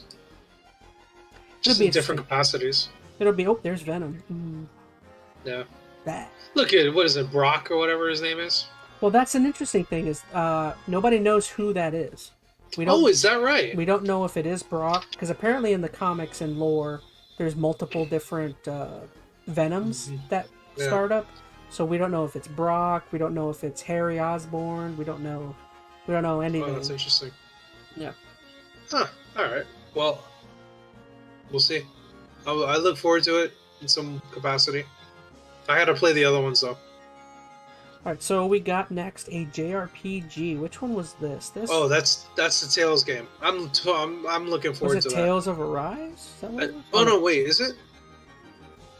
No, No, that's the other one. That's the what? Star Rail? oh, there it is. Tales of Arise: Beyond the Yeah. Dawn. Yeah, that one I'm looking forward to because I like Tales games. What kind of combat are these? Like moment-to-moment combat, or are these turn-based? These are like action / turn based. Oh, I guess I can kind of see there. Yeah, and then they're like the thing about Tales games is that the combat never changes. Hmm. I mean, they add a couple of things here and there, I guess, due to abilities, but you know, a lot of it's pretty the same. Like you play one Tales game, you play it for the story. You play it for the story, and you play it for a lot of like the really quirky, you know, JRPG aspects. So they're super fun. If you've never played one, just pick one up. I know you can get like Tales of, you know, whatever, and then just I have a couple of them. I have there. one on PS3 and I think another console. Yeah, just play it, stream it. Is it Vesperia? I think it's Vesperia? Yeah. Is that on 3? No, that's a newer one. Is it? That's on 4. I have a couple of them. I don't know what consoles. Yeah. All right, so yeah. Next we saw Honkai Star Rail, a mobile game. I think this is Hoyoverse. We get to see a couple Hoyoverse based. Oh no, this is Foam Stars. This is that's a Splatoon game. Yeah. I'll be honest. I don't have any interest in this one. I never really got into Splatoon anyway, so it's like. What about you? I don't care for them. Like I just don't play these type of games. They're fun, but I'll play if someone has it. But I would not go out of my way to like get it. I know a friend who would play it, who would love to play this. Yeah. And his daughter would love this game too, if they had a PS5. Yeah, not really my bag. I think I think that's going to be one I skip. Yep.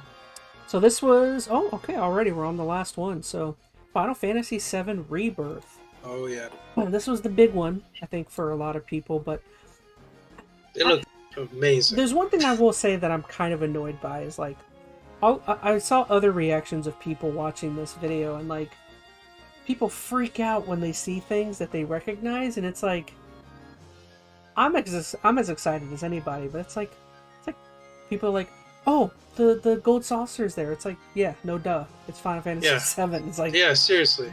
It's like, yeah, the gold saucer's there. You see the serpent, you know, that's you see Chocobo racing. It's like, or you see I forgot this character's name. Kate Sith. But it's like that's all a part of the original game. Like, there's nothing different. It's like, what do you guys like? I at least saw reactions where people are like, oh, the gold saucer. Like, I'm like, dude. What I'm excited about, and they just showed it there, was a different color chocobos. Yeah. That means they're putting that functionality of chocobo breeding, and that got me excited because I'm glad that they're keeping that. I was afraid they were not going to keep that. And then, funny enough, like that's the main. Besides the airship, that was like the secondary main like transportation in the game. If you have fire, you could travel through, I think, mountains or something.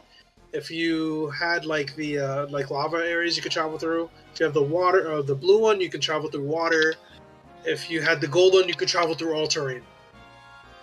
You know, like there was weird stuff like that was made that very interesting.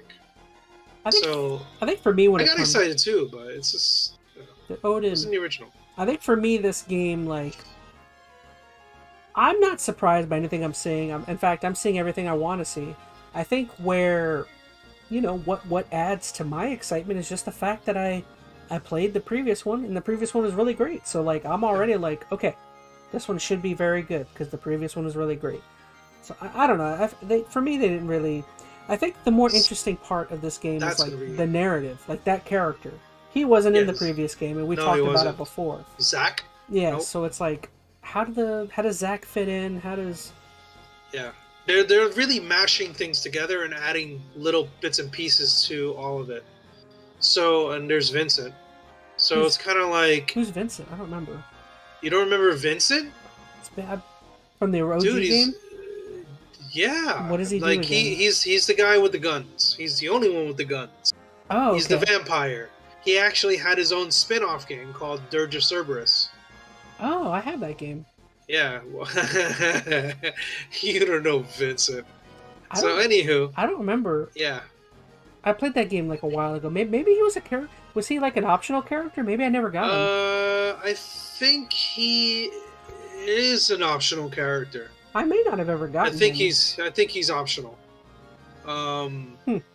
Correct me if I'm wrong, whoever is watching, but I think he was an optional game. I may have missed him. Interesting. Yeah, I think he is optional. Just yeah. So, I'm like you said, I'm not surprised on any of the stuff that's there. They have to put a lot of this stuff in the game. Mm-hmm. And what I'm excited about is what the new stuff What that the they're new adding stuff to is, it, yeah. that they're melding together. Like, I'm happy to see Hojo. You know, like, he's a psychopath. I'm excited to see him. You know, I'm excited to see other stuff too. But it's just like the Midsommar obviously is going to be there. Because I'll be honest, the previous game did that, where like all of the marketing and all of the trailers, they always showed you stuff that was like familiar and that you were excited for. But then when you actually played the game, there was so much that was like different. And that's the exciting part about it. Mm-hmm. And I think I hope they add more, because then it just makes this game much more interesting.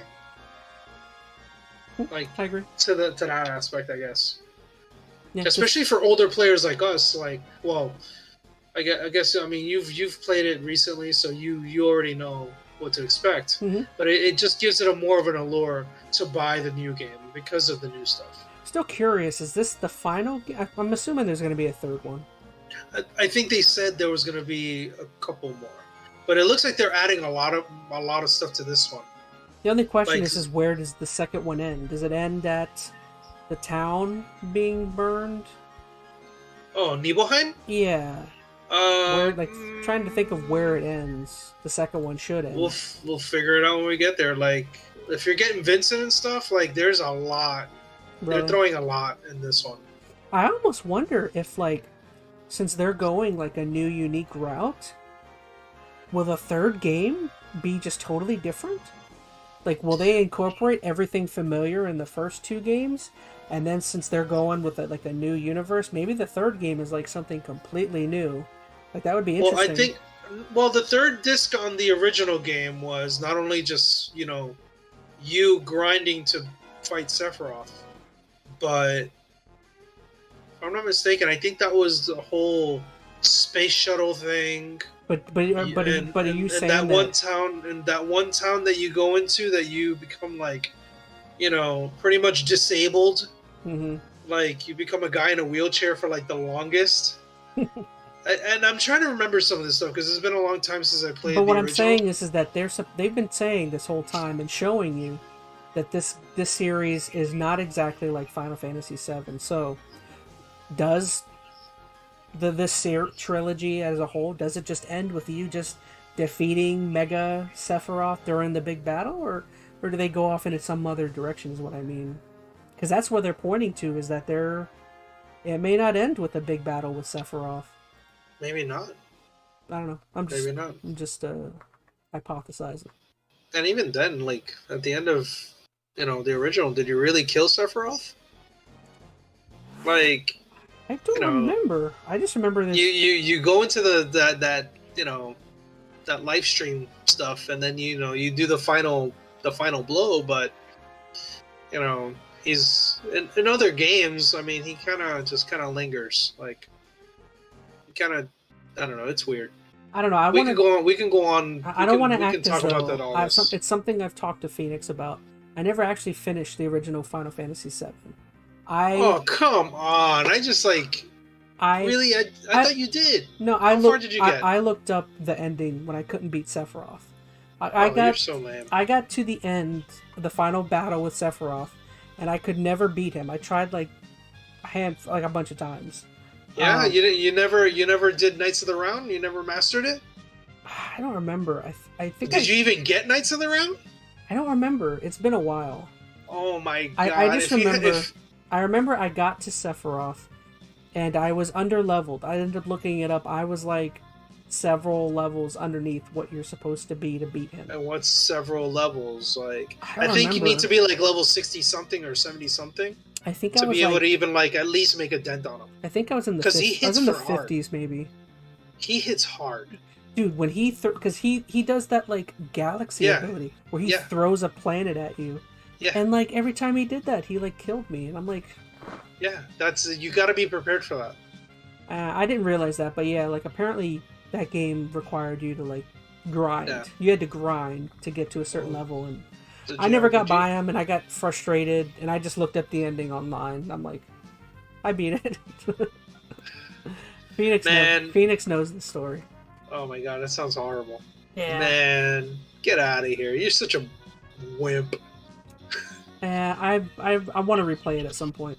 I remember getting Knights of the Round Man, and I mastered that bastard, and then like I ended up getting like a few other things, and Mimic, and a bunch of other nonsense, and I mastered those things. And man, once you have a combination of that stuff, oh dude, it's the end of it. Like you can do Knights of the Round 4 times, 5 times, and it'll destroy Sephiroth like within like 20 minutes. Like it's great.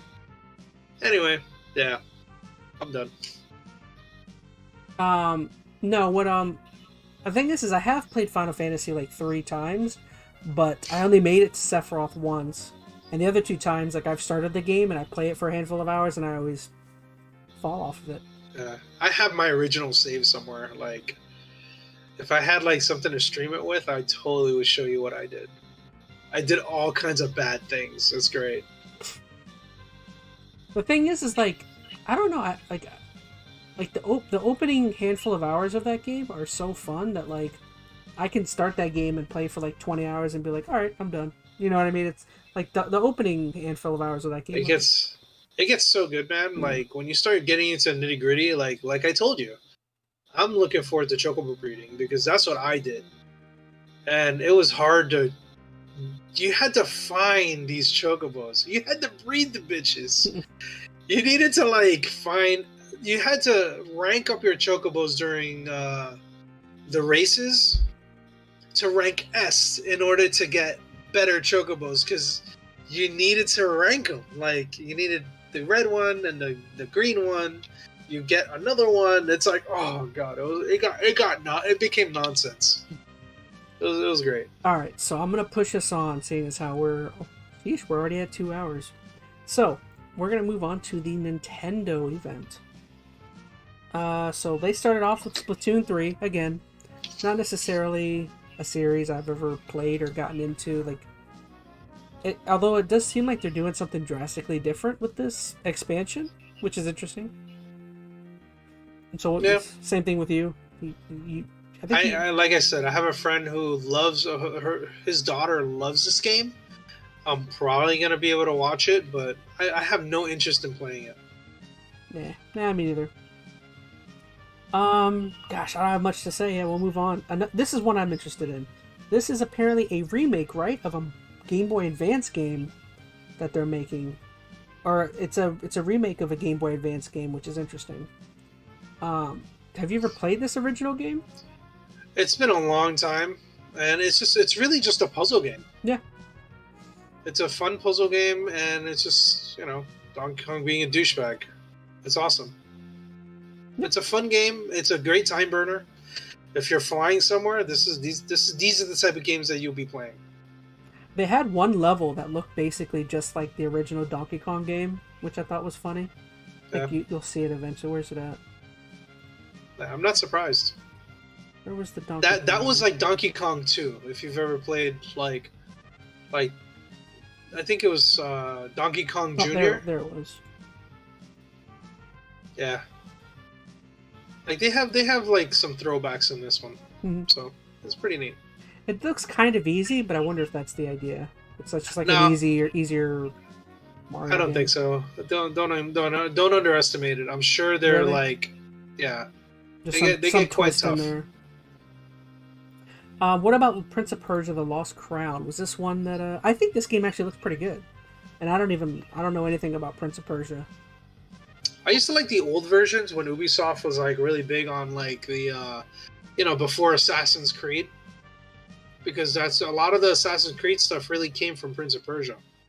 Like Ubisoft, at least some of the stuff. Ubisoft really needs a winner. They have not had much If as they of did, late. if they took a Prince of Persia and brought it back, man, I'd be a-okay with that. Like with Assassin's Creed like mechanics, oh dude, I'd be so over that. That'd be like if Konami finally decided to make a Castlevania game or something. It's like, Konami. when was the last Castlevania game? I don't know. I don't know. Actually, I think the last Castlevania game might have been a 360 because they had those weird like Castlevania 360 games. Mm-hmm. But I mean, this looks like a fun game. I mean, I've never been a big fan of like the side scrollers, but I mean, I'm sure it looks fun. Mm-hmm. Okay, so Horizon Chase 2, we had this weird rhythm game, which I thought looked kind of fun. Not big. Oh yeah, I remember that. Not big on rhythm games, but I don't know. I feel like this is one you might get into more than me. Oh yeah, actually, my wife would love this game. She would love a good game like this. Something that would really burn her time hard. Like that's the kind of game this would be. It looks fun. I like rhythm games. So this weird game, this one didn't necessarily jump out at me. What about you? What is this called? This is Spy Anya Operation Memories. I don't remember this one. It's like a cutesy, some sort of like JRPG. I don't know. It doesn't even look like a JRPG. It looks more like a... It's like a puzzle-ish type of game. I don't know. I have nothing. I have no frame of reference as to like what this game is, to be honest. So it's like if I want to like watch an anime and kind of go for it, whatever. Mm-hmm. Don't get me started with this one. So this is one I think we're all excited for. Super Mario RPG. I think they said this is coming out. When was this? Was this November? Oh yeah, I'm so looking forward to it. So, remember when you were asking about like if they were going to do anything different? Mm-hmm. So, the new updates that they're doing, the timed attacks that they have, they're actually making it better. So now they have the gauge, obviously, but then they added the times attacks. They're doing the triple moves. Dude, these updates are fantastic. Like they're gonna make this game so much better. But I will say, so excited about one it. thing you said is that you wanted the game to be harder. From what I understand, based on what they're adding, it's making the game a little easier. So it's not going to be harder. But you can go back to fight the other bosses, the post-game boss rematches. That's when things get real serious, apparently. Yes, so it's like, oh yeah, you can do the normal story stuff, but then if you fight Johnny, Johnny is the shark. If you fight Johnny, he was tough in the original. I remember him being quite hard. You get to refight them again. Oh gosh, I wonder if they're gonna have like different strategies and like higher HP, and you get to like really like and do you get to keep the HP at that point? Yeah. It's like this. It's pretty. I'm looking forward to it. One thing I kind of wish. I don't know if it's here or not, but I wish like a lot of these remakes or remasters. I wish there was a way to transition from the old school look to the modern. Like if you just press the button, then you could switch in between. I won't be surprised if they. Nintendo's quirky. They might do something like that too. Like I would be put in like old school sprite. Because Halo did that with the first two games, where like they released versions of it, and you could like switch in between the old art style and the new. They're so fun. Yeah. That would be so cool, man. I don't know if they'll do that here though, because I would assume they're gonna want to. That's a lot of extra work. Well, that and I would assume they're gonna want to find a way to charge you. So they'll probably. They did. Do you think so? Yeah, well, not charge you, but I mean they're gonna find a way to add the OG game to the Nintendo subscription thing. They want to give more reason for people to sign up. I'd be okay with it. No. I'd be okay with it. I'm a sucker for this game. I love this game too much. No. Like I 100%ed this game when it first came out. Like when this came out, I was like 13, Mm-hmm. And this was my first RPG. And I really got... So this is the reason why I like RPGs. I love the music. I love the game. I'm so down for whatever, like... It's Square Enix, right? This is a Square Enix / Nintendo like title, which was rare because at the time Nintendo and Square never really did anything together. Mm-hmm. You know, except for games being released, and that's it. So I'm looking forward to it. No, I agree. So moving on, this one's interesting because this apparently is an existing series. Apparently this series was on the 3DS, and these are remasters. This game, Another Code 2 Memories. Apparently these were 3DS titles. I didn't know that. Which is interesting. They're like kind of so like... that's why it's called the Recollection. Yeah, they're kind of like puzzles. They're puzzle games of some sort. Which interesting. I know there were certain people that were excited for this. We got a further deep dive into Princess Peach Showtime. I think it looks pretty interesting. I will say I'm not as excited for this one as I am like Wonder or Super Mario RPG, but I definitely think this is one where, like, if I'm able to find time to squeeze it in somewhere, I definitely want to try and play it. What about you? You know what's weird? And you might think this is really off, but you remember at the end of... I don't know if you finished Odyssey? I don't think I did. Okay, so at the end of Odyssey, she goes on, like, a vacation. Oh, this is her vacation? I wonder if this is after everything and this is her vacation, because I showed, like, her roller bag. It showed her rollerboard in the beginning of the trailer. So I'm wondering if this is the continuation. Like, you know, just for her and having her adventure. Wasn't that the idea behind Sunshine? Doesn't Mario just go on vacation? He goes on vacation and goes to Luigi's mansion. No. No. He goes on vacation to, like, you know, the Delfino Islands. The Delfino Island. But I mean, that's like the plot essentially of that game. So they didn't say where he. Like that. They didn't say where he comes from though. What was the previous game before Sunshine? That was none. It was Mario 64. There was no vacation. It was just Mario 64 and then Sunshine. But I just mean they don't like throw in where he was just left. They just say, "Oh, he's on vacation." Yeah, pretty much. It was just a game that they did.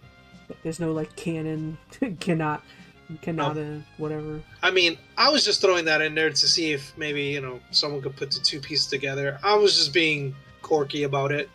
I don't think there is any real, you know, connection to them. I just thought it was funny.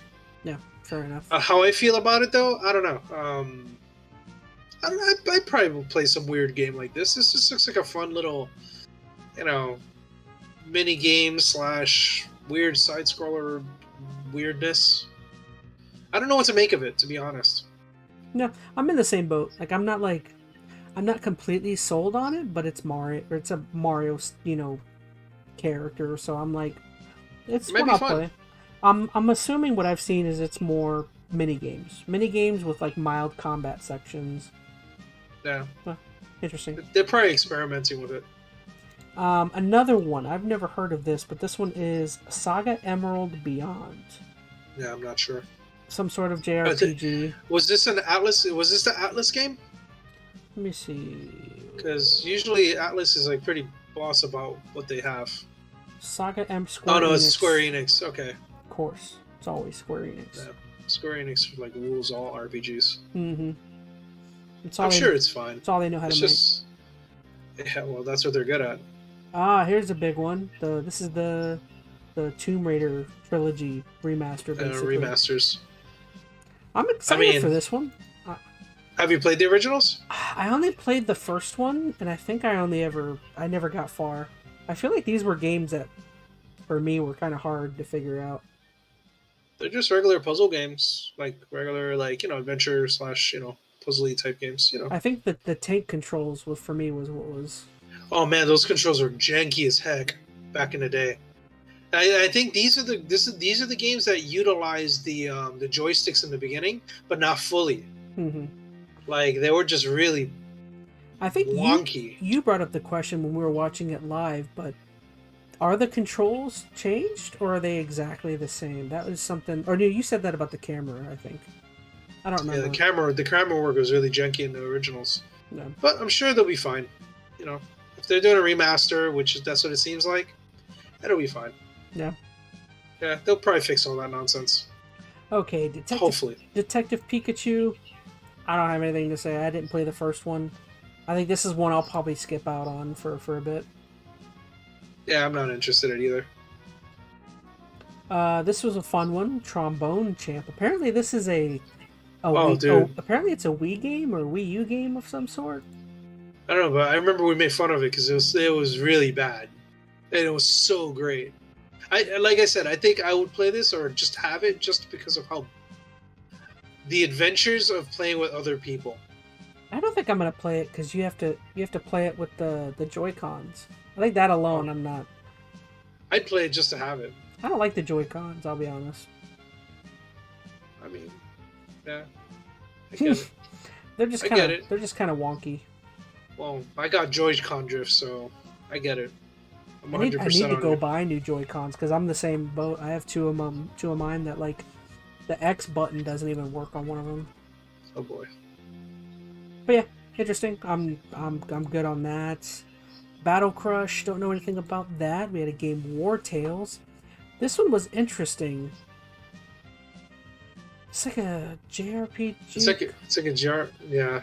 I forgot. There's trying to remember something behind who's making this one that was kind of interesting. I thought. I don't know. Anyways, I'm gonna move on to Contra. Hell yeah. Operation Galuga. I'm a junkie for Contra. I'd probably most likely get it. So I love Contra. I love shooting games. Is it like multiplayer? That. I can't tell. Oh yeah. Yeah, they usually are. It's like a bullet hell game. I love bullet hell. Looks kind of fun. I kind of like how fast it looks. Oh, have you played the original Contras? No, it's not a series I have a lot of experience with. Oh, dude, play Contra 3. Play a few others. Oh man, they're so good. I liked Hardcore, so I don't care what anyone says. The last one, it was good. It was fun. Oh, this is the one I'm thinking play of. with a friend. Actually, this one was interesting because I don't know what the term is, but I saw on a podcast.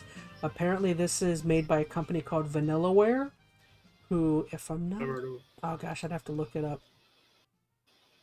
I think VanillaWare is the company that does that art style. That's a very interesting art style. Yeah, we're like comparing it to like Octopath.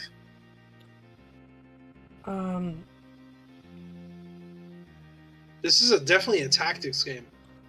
Yeah, apparently VanillaWare is a Japanese developer from Osaka. They've made games such as 13 Sentinels, Dragon's Crown, Muramasa the Demon, Odin Sphere. Ah, that's where I saw it from. Muramasa. Odin Sphere. I played Muramasa. That was a good game. Grimoire. Yeah, that's a great game. So they're a particular company that makes like a certain art style that people I know like. Yeah.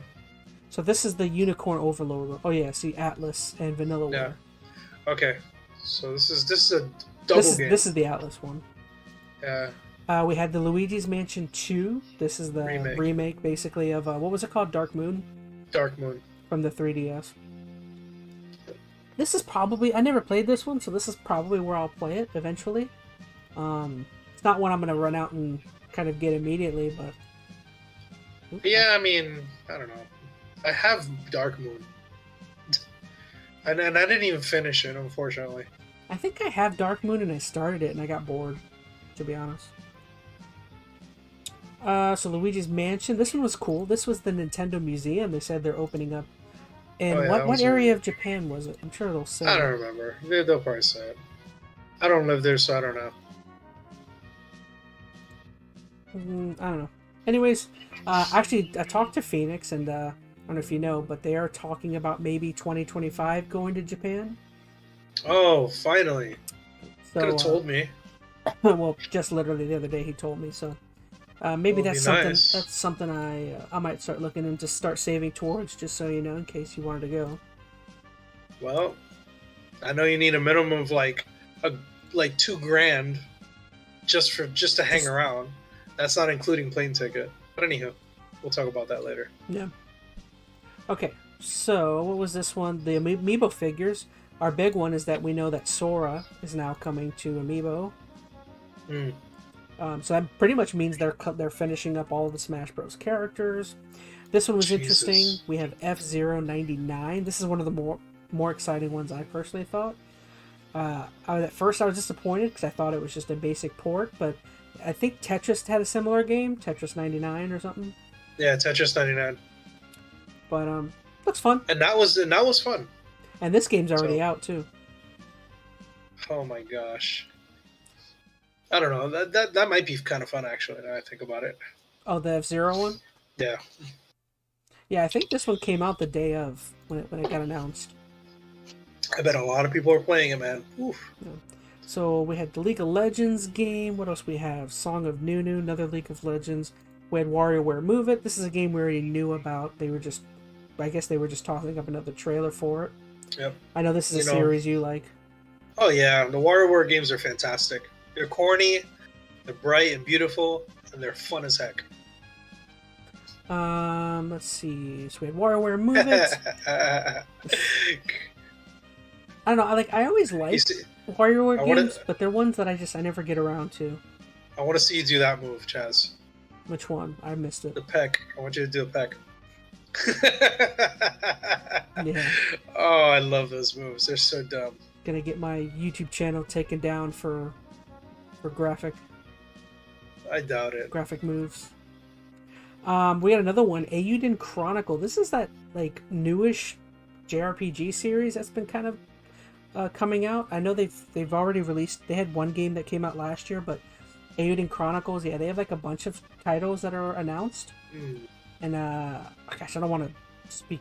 I think it's a newish JRPG series that there's a bunch of games announced for it. It looks like a remaster because I know a lot of people they're redoing it. A lot of people thought it was like Suikoden at first or something. No, it's not. Man, that'd be exciting. I used to play Suikoden back in the day. Yeah, I know that's another really popular JRPG series. Cool. What else? We had Wargroove. That one didn't really.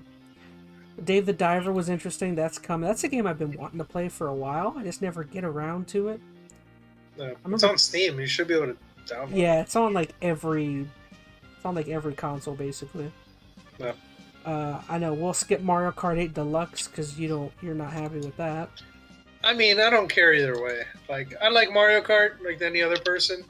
I just think they, it's all right. I can't say much about it. It's Mario Kart. And we'll just skip ahead to the final one. I mean, this is probably the biggest one out of here. Was a remake of The Thousand Year Door. Now you've played Thousand Year Door. Was this something that you wanting to play through again with the new upgraded graphics? Well, I hope they add some things to it besides just it being a full-on remake. I mean, I'm excited because it's a Thousand Year Door, but I already own it. I guess I'm okay with it being 1080. That's cool. So, would I own it? Sure. I like me a good Paper Mario. I've seen some gameplay of the Thousand Year Door, and I'll be honest, that game's art style already ages incredibly well. Oh yeah. It's not an ugly game to look at now because it's not a super intensive graphically game anyways. You know what I mean? It's almost similar to Wind Waker. Wind Waker to this day, because of its art style, looks it's nice. It got a up-res, but it's it doesn't need it. I don't know. It didn't need it. It just needed a little bit of bloom, which the game was beautiful already. So these kind of styles age really, really well. Yeah, I agree. So. But yeah, so that's one I think we're all, me and you and Phoenix, we're all excited for. So, oh shoot, well I think that was basically everything. What did you think of that event as a whole? Were you happy or dissatisfied with the Sony or the Nintendo event? No, not really. I think they're both they have their own things that I liked. So I'm always looking forward to some of the new stuff that comes down the pike. I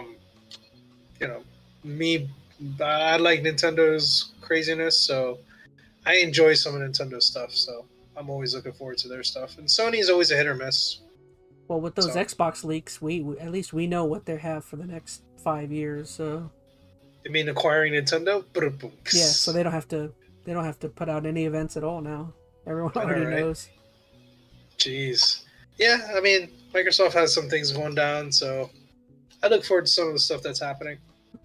So let's see. I'm gonna go on vacation soon. So that means our next episode will be very beginning of October, sometime around.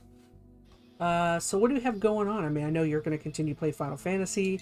I'm gonna probably keep playing Starfield and working on a project. You got anything else going on before then? I'm always working on projects. I got some music projects working on there, and I got a show happening in Tampa this weekend, so I'll be driving Oh, down. I saw Jazz posted that. Yeah, so we have a snake healer show over there, so that's going to be fun.